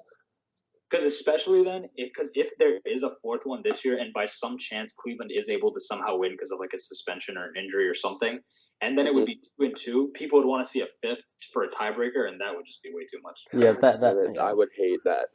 All right, hey, let's get mid-season projections. So for championships, we have, or for the championship, we all have Golden State. Yeah. All right. So let's go through the major awards and that kind of stuff. So MVP, Harden. Who's Harden? Yeah. I have Harden as well. All right. Okay. Easy. Then what about most improved player? Ooh. Victor Oladipo. Yeah, I agree. Ooh. You sure you don't want to change that pick, Ryan? No, I like Oladipo for that. Jaylen Brown is my pick for sure. Jaylen Brown has He hasn't the been as highest good. increase. He has the highest increase in points per game from last year to this year out of any singular player. What did it actually jump from? His average jumped from I don't know, something not good to something good. It's like an 8-point increase, and Chris Dunn has the second highest. Chris Dunn is playing very well. He would be probably my second pick. I feel Chris like Dunn has really improved. I think young guys, because Oladipo, yes, he improved a lot, but at the same time, he was very good last year. He was okay last year. He was good, man. What was he? I don't know what his average is. I just think that the difference is, like, when you look at second year players, like, second year players are sort of meant to improve because it's their second year in the league. But with Oladipo, it just sort of came out of nowhere that he became an all-star. Like, I think when people, like, everyone thought that the Paul George trade was a complete steal for Oklahoma City, but Oladipo kind of shut that up by being like, all right, like, So it's a bonus. We're like, no. Yeah, like, we're pretty good. So yeah, I can see it. Jaylen Brown's a good pick though. He's a solid pick. Yeah. So what do you guys think for defensive player of the year? Drummond. Paul George. What? I like that pick a lot. I'd go Drummond. Leading the league in steals. He's playing lockdown defense on all the guards, and he's gonna have to step up and play even better defense now that Andre Robertson isn't there to help him. And he's been locking players down. Like, he's been playing such good defense, and he's also contributing. I know it doesn't matter because it's defense, but since he's playing next to Westbrook now, rather than leading the Pacers by himself, he has more energy to play defense, and like he's ripping people on ball. He's giving people fits. And he was playing. I remember the 2 games they played against Golden State. He's been able to stay in front of Kevin Durant pretty well, who's, I think, the best offensive player in the league. Yeah. If you just look at some of the advanced metrics, Paul George isn't in the top 20 in any of them. Well, advanced metrics are advanced metrics. He's leading the league in steals, and he's locked up. So yeah, and by the eye test, you can see Paul George really. He stays in front of people and really locks defenders down. I mean, offensive players down. So, who's your pick, Zach? All right, my pick for defensive player of the year, even though I know he won't win it, but he should win it, is Kevin Durant. I agree with. I can see Kevin Durant has been an underrated defensive player for years. Kevin Durant in Oklahoma, when he had his like mind set on playing playing lockdown defense, with his frame and his quickness, he can defend the perimeter against just about anyone. Like against LeBron, whenever him and LeBron go head to head, and they are really like going at it, and they are really competing. Kevin Durant almost always wins the matchup, and it's because he is such an underrated and such an impressive two-way player. Like if you just watch him defend bigs, it doesn't matter. It's bigs or guards alike. He has the length to stop guards and the quickness to keep up with them, and then he has the vertical jump and the instincts to stop men down low. I mean, he really has the whole package. And if it weren't for Harden having what I think is probably maybe like I said before, the best season possibly ever, then I think Durant would be a clear-cut MVP candidate. Because with how good the Warriors are doing, I don't know. I mean, it just would have made sense. However, it's good, obviously that Harden's playing this well, but I think Durant deserves his recognition. He won't get it. I'm aware of that. Even if he's leading the league in blocks per game, is he still around? He fell a little bit. He's 1.9 now. Okay. He's fourth or fifth. But still, that's it. Even if he were, dude, I think that I don't know. Oh my God. Who the hell shot that? My bad. Sorry. I was watching All-Star Game. Yeah, but oh man, Embiid is yeah. No, I agree with you, Zach. I think Kevin Durant is definitely now that he's on the Warriors and people paid I think back in Oklahoma City, because since he was such an amazing offensive player, so many people focused on that and didn't pay attention to his defense. But now that he's on the Warriors and people see that his offense plays more within a system, sort of, people can also see how well he plays on defense, and he's been blocking so many shots. He's been and the one thing that I love about Kevin Durant this season and last season is that he's been so willing to just step up on the best player on the other team, at LeBron, and be like, all right, come at all right, LeBron. Exactly. He always takes charge defensively. He just even though guard the best player, and I like that a lot. Him and Draymond really like defense is a team. It's a team game. Yeah. Even there is a defensive player of the year, but unlike what people think, unlike what most NBA players even think, because you don't see a lot of squads playing defense as a full team. Unlike in college ball, where the best defensive teams like UVA, like West Virginia, they shut teams out as a holistic squad. So honestly, though, the Warriors are the closest that comes to in the NBA, where you have multiple defensive stoppers like Clay, Draymond, and Kevin Durant. And honestly, by the way, guys, I think they overshadow Steph Curry's defensive ability. I think that if Curry was, if he was forced to go one-on-one with point guards, he used to go one-on-one with Russell Westbrook all the time whenever they would play, and he would lock up Russell Westbrook. I mean, it's not hard to keep Russell Westbrook shooting a low percentage, but I don't know, man. I think that the Warriors as a team just play really good defense, and therefore they deserve the defensive player of the year. And Draymond won it last year, right? Yeah, and going off one of the best defensive team, it feels almost always has the defensive player of the year. So I understand what you're saying. Last year was Draymond, year before it was Kawhi, year before it was Kawhi, year before it was 2014 defensive player of the year was, I can't remember. 2013 was Marc Gasol. That was when the Grizzlies defense was really good. So yeah, I go, and Dwight Howard when the Magic was really good. So yeah, no, that makes sense. That trend would make sense. it'll be interesting if because I think this year is a weird year in the NBA for Defensive Player of the Year because in previous years there's been like a clear cut, like it was going to be Draymond, Rudy Gobert, or Kawhi, but then because of Kawhi's injury, Rudy Gobert's disappearance, and Kevin Durant's emergence, it's been sort of a different race. But yeah, I think Kevin Durant will. I think in the voting, I think will finish fairly high. But like you said, I think he probably won't win it just because he plays on such a good team that it'll be hard to give him an individual award because of hate. Yeah, the Warriors are hated on, and that's why. And as far as MVP goes, I just think him and Steph together would always cancel each other out since they're both so close. Like Steph, I know a lot of people aren't talking about Steph that much anymore, but he's averaging 27 points, 5 rebounds, 7 assists, almost 2 steals. He's shooting like 40% from 3, 48% from the field, 90% from the free throw line. So yeah, I think overall, Warriors' greatness lets them it makes them overshadowed, which I agree with. So that was Defensive Player of the Year. What rookie of the year? This one, hopefully. Did we get Ryan's pick on Defensive Player of the Year? Yeah, Ryan. Who was your Defensive Player of the Year? Yeah, I had Andre Drummond. I think he's just been really solid.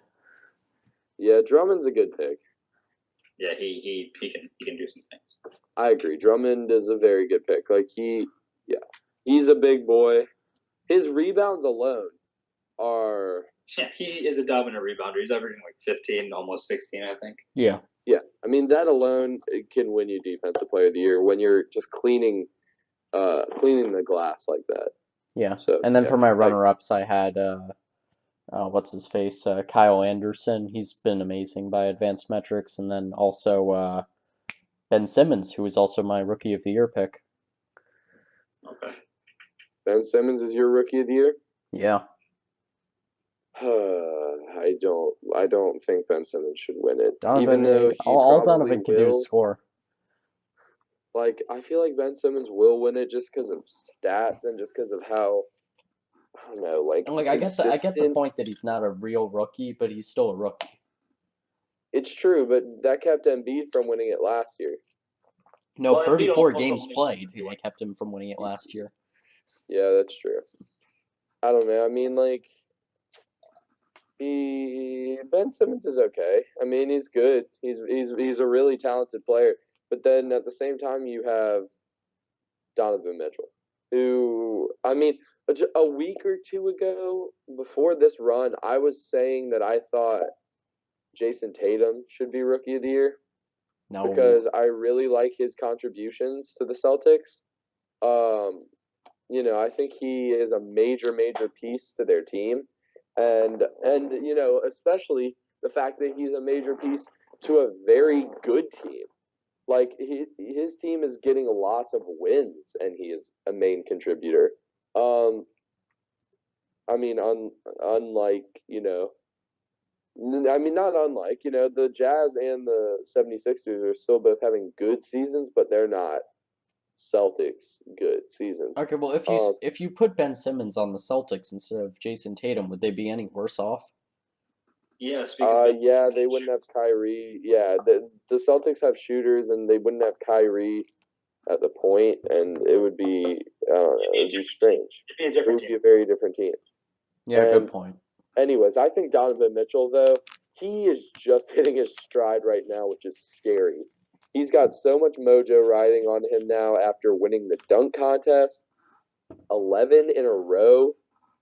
11 in a row in the league, and then he also is scoring the most points on his team nightly. Like his highlights and stuff, like his not even his highlights, just his actual gameplay. Like he's so good. The way he controls the ball, the way his athleticism, and even he has a 3-point shot that he usually would previously knock down consistently, and recently he's been shooting it better. At the beginning of the year, he wasn't shooting it quite as good as he did in summer league, where he was hitting about 40% or so. Right now he's at like about 34. So I mean, but he's just getting better. Yeah. Basically, from the start of the season, or not the start of the season, since about a month or two into the season, I've thought that the Rookie of the Year race is between four people. I thought it was between Jason Tatum, Donovan Mitchell, Ben Simmons, and Kyle Kuzma. Ben Simmons, I don't like. While Ben Simmons is statistically the best rookie, I just feel like it's a little bit like Ben Simmons is he's like a grown ass man. Like he's been around Yeah. for a year already. He's like it's just I just feel like it's just not right to give it to someone who's not really a rookie. So while he might win it, he won't be my pick just because I just feel like he's I won't say he doesn't deserve it, but it just doesn't feel right to give it to him. Jason Tatum, I think, is a great player. I just think that he's hit a little bit of a wall. Like in the past 2 months, he's been shooting 33% from three, as opposed to the first month or so he was shooting like 50. But obviously, like every rookie struggles. Kyle Kuzma, I think, is too one-sided of a player. He's amazing on offense, but I don't think he contributes much on defense. So having said all of that, I agree with Zach's pick. I think Donovan Mitchell should be because as Zach said, he's hitting his stride now, which for a rookie is weird because you would expect your rookie to you would expect him to start hitting the wall around the All-Star.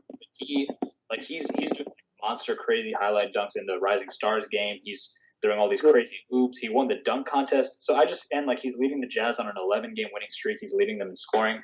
And I just think after the All-Star break, I just think that he's in the best position among all the rookies to take it a step further and just do something crazy. Like I just think that I agree. Like after the All-Star break, he has the most free reign to just do whatever because I just feel like there's not like pressure for him. Like, Ben Simmons was the first, like he was the number one pick. Like he has to worry about the Sixers. Like Jason Tatum is arguably, as of this moment, the second best player on a contending team or close to contending team. Kyle Kuzma is the second best player, but okay. Oh, who do you think the second best? Well, like if you disregard, I mean, you got Al Horford, you got Kyrie, you got Jaylen Brown. You wouldn't say. I think Jason Tatum. I wouldn't say he's better than Al Horford, but for whatever's sake, let's just say that he's the second or third best player on the Celtics, right? Second, third. He's the top player on the Celtics. Kyle Kuzma, he's not under real pressure, I guess, because they're not going to make the playoffs. But he still plays in Los Angeles, where and then Lonzo Ball, because of LeVar Ball, that team always gets so much scrutiny. Like Donovan Mitchell's just playing his game, playing in Utah, having a good time, winning the dunk contest, and they're winning. He's having fun. So I don't see that there's anything going against him. So that's why I think that Donovan Mitchell should win it. I think it'll end up being between Donovan Mitchell and Ben Simmons, unless anything. I do too, and I think Donovan Mitchell's.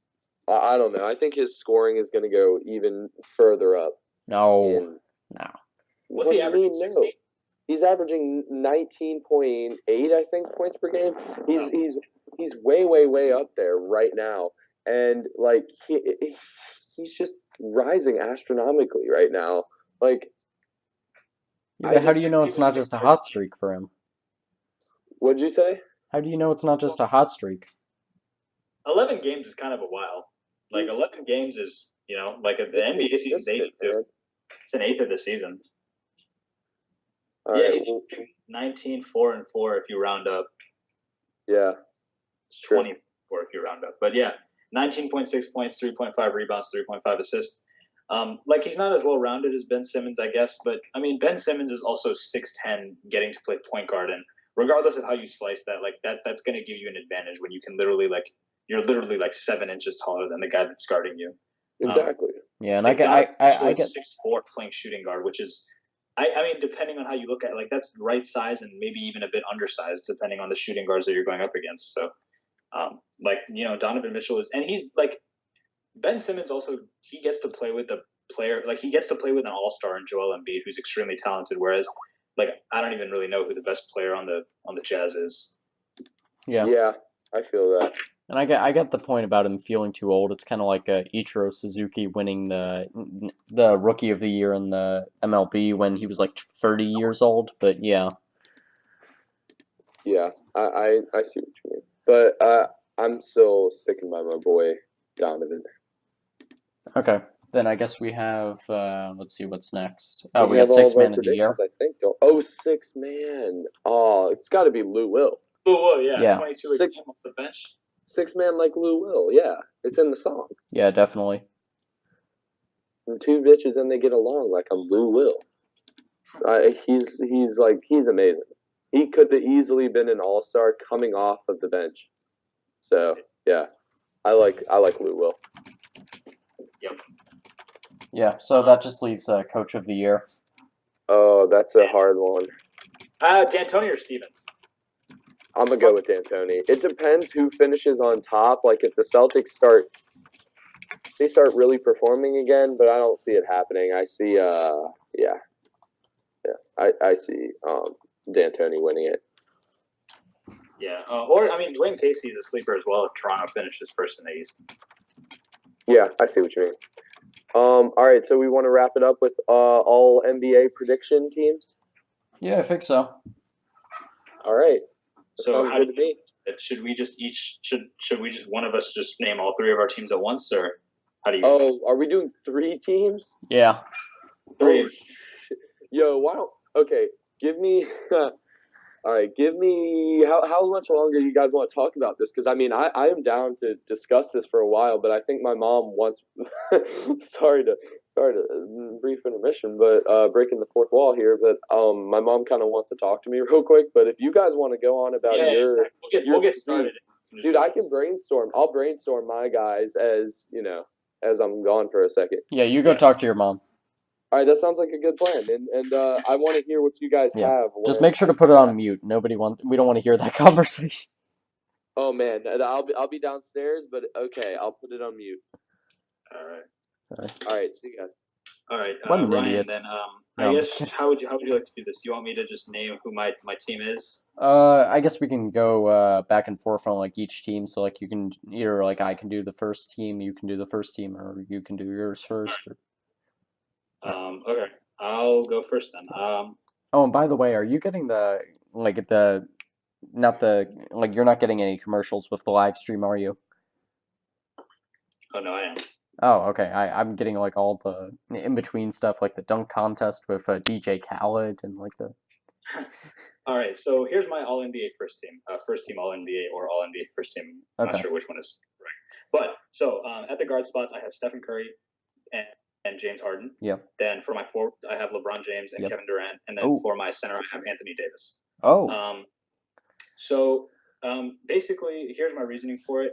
James Harden, obviously, he's an MVP candidate. I don't think that there's a question that he should be first team All NBA. Steph Curry, like I said, he's being very overshadowed, but he's a driving force on arguably the best team in the NBA. Yep. He's 26 points per game, 7 assists, almost 8 assists, I think, 5 rebounds per game. He's an amazing shooter. Anthony Davis is going on a tear without DeMarcus Cousins. His averages are crazy, averaging a lot of blocks, a lot of rebounds, and a lot of points. I think he's top 5 in scoring. LeBron James, don't really have to say. He's averaging 26 points, 9 assists, 8 rebounds, and LeBron is just. I mean, he's been All NBA first team every year since 2005 and 2007. Those are the only 2 years he hasn't been on it. And then Kevin Durant. I think he's making a legitimate case for being the best player in the world. Whether or not he has done that yet is for debate. But I think he's definitely a top 2 player in the NBA. So I think that this year he does deserve it because I know because there's no Kawhi Leonard, this was easier because last year I know he lost that to Kawhi Leonard because Kawhi Leonard had an amazing season. So yeah, that's my first team All NBA: James Harden, LeBron James, Kevin Durant, Steph Curry, Anthony Davis. Yeah, for me the guards are easy. It's got to be Harden and Curry. Like it's not much competition. You can argue Westbrook, but like it's not much of an argument. Yeah. And then for the first forward, obviously it's LeBron James. But here's where I start to differ with you. So I think it's incredibly close between Giannis and Kevin Durant, and I went with Giannis because I think what he's done this season has been more impressive. I feel like you can't hold him against his defense this season just because Jason Kidd's system for defense basically fell apart, and Giannis just has to do what he has to do in the system, so you can't really hold it against him if he has crappy defensive numbers because of that. And he's been amazing at the point guard. Like his ball vision has been incredible. Like such incredible passing, and he's really grown into the role. And I think he's just done a better job for what his team is right now than Kevin Durant. And then at center, I have Karl Anthony Towns because I feel like if his defense hadn't stepped up this year, he wouldn't be in this position. But I feel like his defense is better than Anthony Davis's right now, which is incredible. But I think it is. And I think how how are Cat's defensive averages, if you know? That's a weird thing about defense. I don't really trust the Blocks and normal. steals numbers. Yeah, like I mean that doesn't really measure it completely. So like I usually go to like stuff like defensive rating and yeah, but here let me pull it up. But crap, where is it? Come on, Carl, where are you? Let's see. Okay, so he's 18th in defensive win shares, and Anthony Davis is 9th. And in defensive box plus minus, where is he? Okay, neither of them are on that one. But what I feel like his offense is. Gosh, you know what? I feel like I'm talking myself out of it, to be honest. It is really close between those two. Anthony Davis and Carl Anthony. But here's where I will agree with you on. Anthony Davis has this. He has like I have him on the first team All NBA simply because he's carrying a team with not much else. But at the same time, like it's difficult to hold this against Anthony Davis. But at the same time, like he doesn't really win that much. Mm-hmm. Like he's a great player, but Carl Anthony Towns, I'm aware that he has more help than Anthony Davis because he has Jimmy Butler and Andrew Wiggins. But Carl Anthony Towns he's a winner. He's only in his second year and or third year and he's already doing all these things. He's only 22, 23, something like that. Yeah. Anthony Davis is also like 24, 25, but still, I do agree that you can go either way with that one. Yeah, I'm gonna have to think about that. Yeah. Okay. So what do you got for your second team? So I have is Carl Anthony Towns considered a center? Yes, yeah, he's a center. And then what about Andre Drummond's also a center? Because Yes. Here's the issue that I have. I'm not sure who I would put. So here's my second team All NBA. I have Russell Westbrook. Simply because Russell, I mean, like it's not even because I necessarily agree with it, but Russell Westbrook is consistently among the. He's consistently just like he's always making an All NBA team just because of his statistics and how well he looks on paper. He's doing that again this year. I think he's close to averaging a triple double, Russell Westbrook. So I have him second guard spot. This is where I think it got a little bit interesting because I had a toss up here, but I ended up going with Kyrie Irving because it's gonna be interesting. Even though like I know that a lot Kyrie statistically he's not like an amazing player. Like his averages are somewhere around like 25 points, four rebounds, 5 assists, something like that. But I just think that in the way that in the history of the NBA, the way that the voting for the first and second team and the third team goes is just you always see players who are playing on the best teams in terms of like the standings. And since Kyrie Irving Celtics are probably going to finish top 2 in the East, I just feel like people will give him that recognition. And just the narrative for him works so well because he left LeBron. He's the leader of the team. And they'll have ended up winning a lot of games. And obviously, just the way he plays with his ball handling, his shooting, I just think that the voting will work out for him. I don't agree with the fact that he would be on the second team All NBA because I personally would put players such as Jimmy Butler ahead of him. I would put DeMar DeRozan ahead of him. Those are just two guards, for example. So Russell Westbrook, Kyrie Irving. Then I have Giannis Antetokounmpo for the reasons that you explained earlier. Yeah. He's an amazing player. He's averaging 10 rebounds a game, almost like 28 points. Yeah. When he plays point guard, he can do whatever he wants. He's extremely athletic. He's defensive. He was on the all defensive second team last year, and he's still playing amazing defense this year. For my second forward spot after Giannis, I have Paul George. Oh. Because Paul George, I think, is doing something extremely interesting. He is going from being the number 1 option on the Indiana Pacers to being the number 2 option on the Oklahoma City Thunder, and I think he's doing it seamlessly.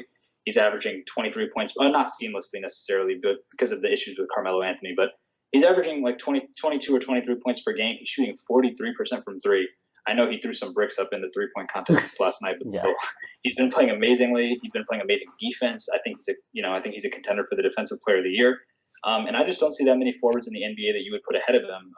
And again, that's mainly, I think the one thing that really threw these all NBA team projections off is the fact that Kawhi Leonard was hurt this year. I think that opened the door for a lot of players to become a lot better. So Paul George I have, and then for my center I have Karl Anthony Towns for the reasons that you and I talked about earlier. Yep. And today between him and Anthony Davis. So yeah, that's my second team: Russell Westbrook, Kyrie Irving, Giannis Antetokounmpo, Paul George, and Karl Anthony Towns.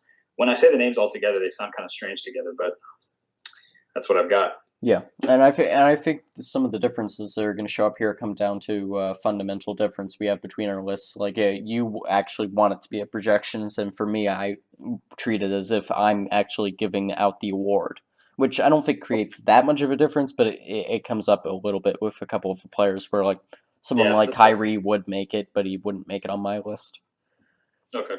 Yeah, so my All NBA second team, I have for the first one, I actually have Chris Paul. I think Chris Paul has Wow. been.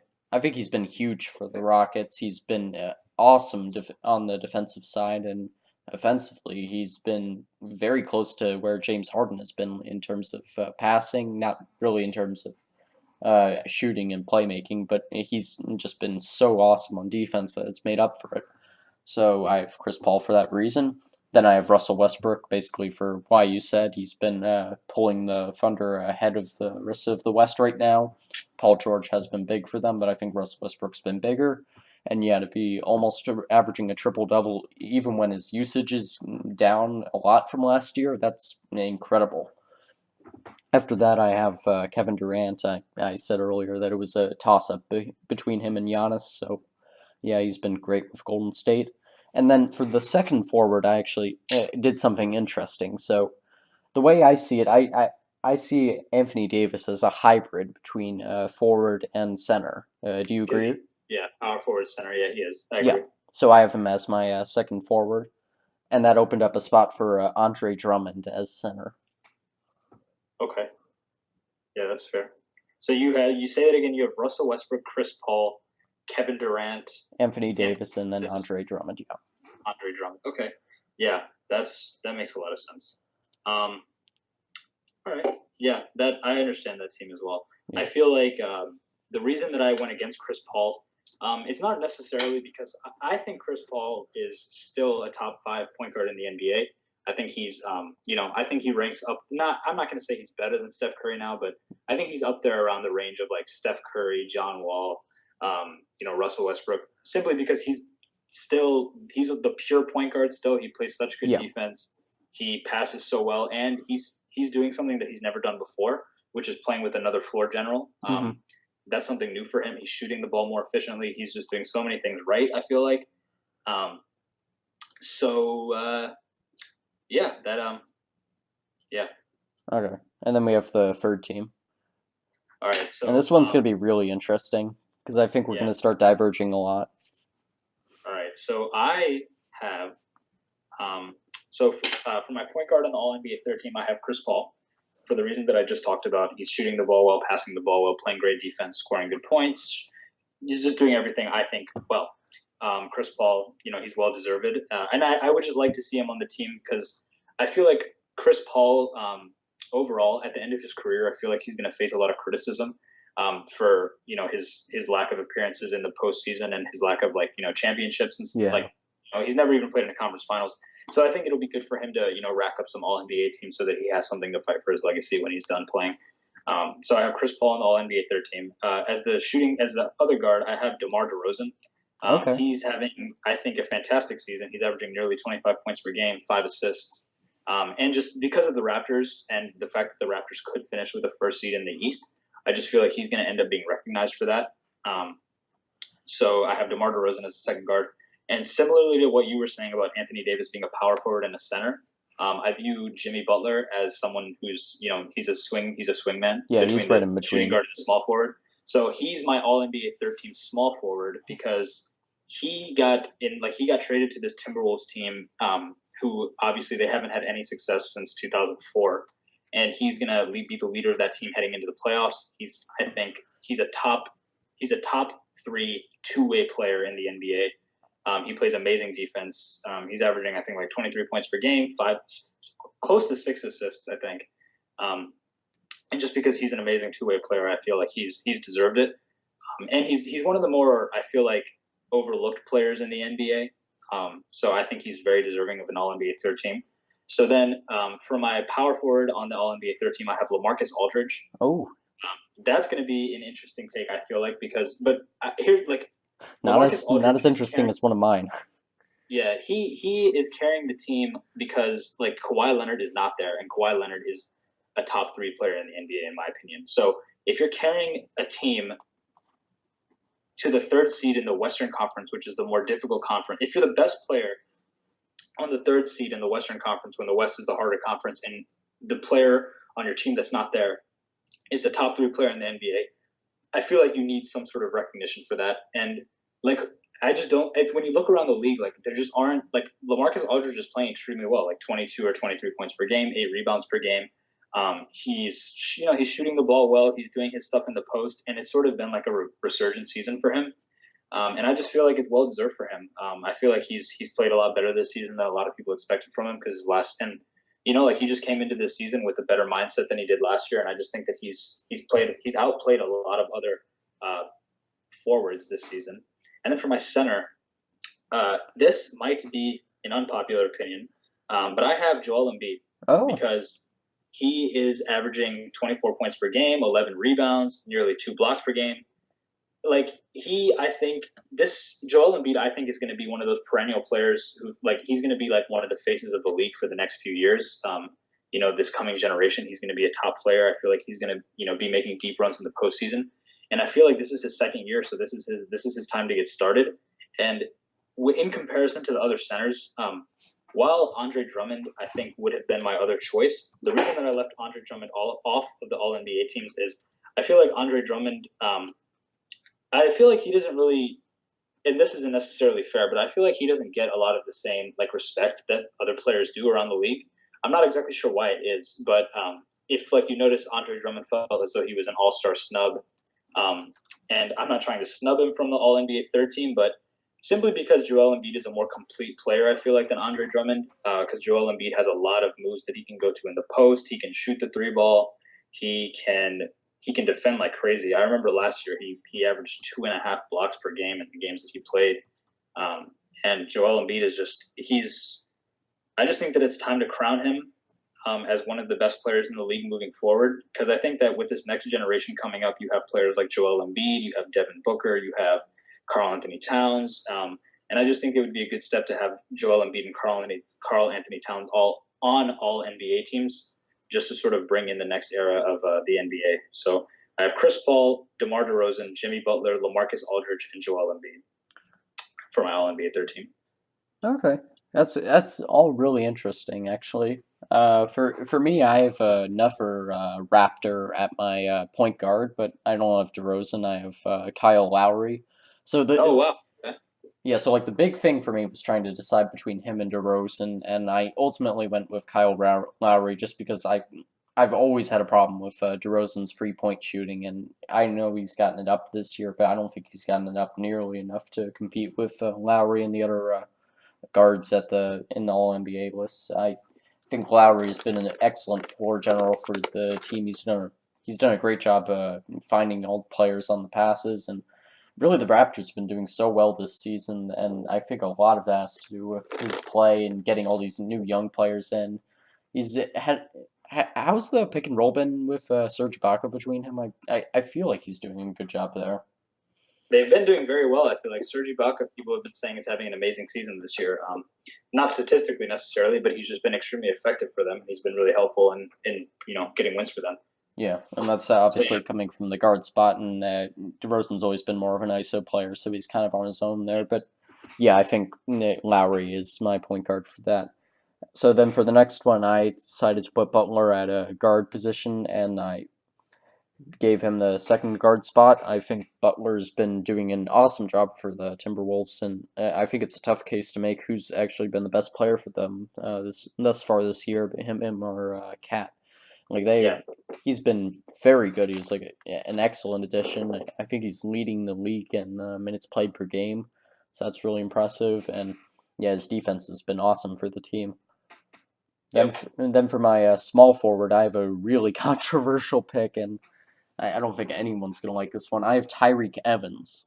Tyreke Evans on the All NBA third team. Yeah, that is actually honestly what. That's a strong choice. I would not kill you for that pick. I think he's averaging like 19 points per game, 5 assists, 5 rebounds. He's one of the most well-rounded players. That's a surprising pick, but it's not one that I disagree with. I think that's actually an excellent pick. I feel like he'll get overlooked because he plays in Memphis, but if it was legitimate, like if it was legitimate to the point where every player was viewed equally and there was like no bias at all, I think Tyreek Evans would actually Yeah. be contending. Like, I don't think he has any chance of making the actual list, but this is just my list. And that's a cool pick. That's a good pick. yeah, and like the big competition for that pick was Paul George, obviously, and then I also had Enes Kanter. Sorry, I keep mispronouncing his name, Enes Kanter. It's Canner, yeah. And like it was a tough decision to do between Enes Kanter and Tyreek Evans. I felt pretty strongly that Paul George wasn't going to make the list, even though he just missed it last year as well. And yeah, I think Tyreek Evans has just done an amazing job, even getting the Grizzlies to 18 wins. And yeah, that's mostly why I had him. Then for my power forward, I had LaMarcus Aldridge. I think I don't think there's much to explain there. He's been great for the Spurs and pretty much the only reason they're staying afloat at this point. Yep. Aside from Pop, obviously. And then for my center, you had Embiid. I was thinking about Embiid or Clint Capella, not Clint Capella that strongly because I think he mostly just gets set up by Harden. But I ended up going with Jokic actually, so I went with a young guy. I was just thinking about Denver because they're going to be this, they're going to be in the playoffs in the West, and he's an amazing player. He's a good pick. Yeah, he's a very versatile player. Yeah, I think his playmaking ability is unparalleled among the centers, and 17 assists the other night. Wow. Yeah, he is such a good passer. He can really pass, yeah. And yeah, just setting up all his teammates, and I think once Paul Millsap gets there, the Nuggets could be a real problem, especially if they can really get some chemistry going. Especially if Paul Millsap is playing defense like he could in Atlanta. You're going to be a real problem. Yeah, so the biggest snubs from my list are probably Kyrie Irving and then Paul George, and yeah, aside from that, I think most of them are pretty clear why they're not on the list. Yeah, I would. I just want to make this comment before we, end this discussion. I think it's important to recognize that Kristaps, because of injury, wasn't able. Kristaps Porzingis, we couldn't include him. Kawhi, because of injury, we couldn't include him. Kristaps, Kawhi, DeMarcus Cousins, we couldn't include because of his injury. He would have made it too. He would have made it, I think.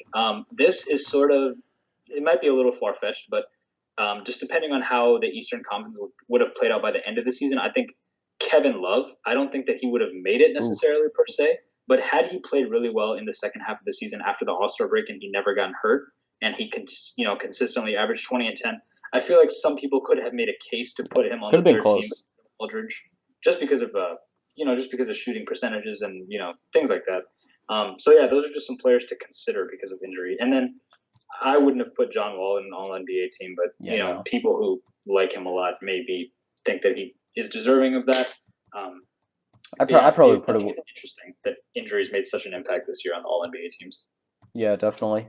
And I was surprised to see Victor Oladipo not make it higher up, but there was just so much competition at the guard positions. Yeah, I think Victor Oladipo is a very good guard, but I don't think that he's an upper echelon guard to the point where he is Russell Westbrook, Kyrie Irving, James Harden, Steph Curry. But actually, this is something interesting. Victor Oladipo statistically is the same player as Kyrie Irving. They're both 24, 25 point per game scorers. They're both 5 assists. They're both 4 rebounds. So I think that's weird how perception of, players and their situations can change something like that. Because I have Kyrie Irving on my second team All-NBA, whereas Victor Oladipo I don't even have on any of them, even though their statistics are exactly the same. But yeah, that Victor Oladipo was another player to consider that could have been on it in a different year. Oh, yeah. So, okay, that's our All-NBA teams. So I suppose we should finish. I'm hopping back on. Thank God, we were about to... my All-NBA team. I've actually been here for about 5 minutes just listening to you guys. Oh, so you heard Tyreek Evans. Because I did not want to interrupt you. However, yeah, I've had some time to think, and I'm pretty sure of who I believe is my 15 players. Okay, let's hear them. So, I think, should I count James Harden as a point guard or a shooting guard? I think how all the NBA list works is you have just 2 guards, 2 forwards, and a center. I see. Yeah. It can be 2 guards, 2 forwards, center. It doesn't matter which guard. Okay, I see. So I think it's going to be obviously James Harden. I believe will be the MVP. So I think he will be first team All NBA. Joining him in the backcourt, I think will be Steph Curry, first team All NBA. Yeah, I Here, think those are my let's see how two far guards. this LeBron hate goes. No, it's not going too far. Okay. As my forward, I'll have first off Kevin Durant, and second off, I think I will have LeBron because I think he'll bring the Cavs back in the second half of the season. And then finally at my center, can I put Anthony Davis there? Yeah. Yes, you have exactly my first team All NBA. Yes. Really? Yeah, that's all. Those are my five: James Harden, LeBron, KD, Steph, Anthony Davis. Huh, that's funny. Okay. Yeah, I So- switched out KD for Giannis and then Anthony Davis for Cat. Oh wait, no, I did kind of want Giannis, but nah. Yeah, it's so I tight. want Giannis for LeBron, obviously. All right. I'm snacking on some more Chipotle chips. This is gonna go We- stale in a Good minute. after. No, they're all right. They're all right. Then on my second team, I will have, because of the Celtics' success, I will have Kyrie Irving. Oh, really? Okay. I will have. Who will join him at the guard position? I'm thinking, as of right now, I'm thinking Victor Oladipo. Oh, Interesting. hey. I like Strong pick. how he's playing this year. Then I think the next two forwards are pretty straightforward for me. I think I'm gonna go Giannis and Anthony. No, not Anthony Davis. Damn it! I put him in my starting. I think I'm gonna go Giannis and I'm feeling a good. Shoot, this is tough. Aradh, who did you have for your second forward? I had my All NBA second team was Russell Westbrook, Kyrie Irving, Giannis Antetokounmpo, Paul George, and Karl Anthony Towns. So at my big, I think at my center, I think I'm gonna have. I think I have Embiid. Wow. Jeez.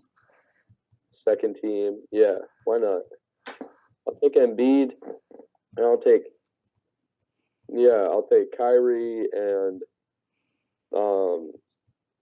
God damn it, who did I pick as my other guard?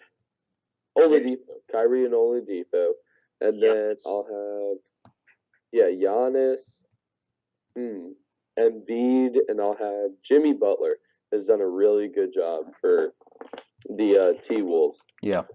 So I'll have Jimmy Butler on my second team as well. Then on the last team, I will have Russell Westbrook. I will have DeRozan for sure. My third team, I will also have.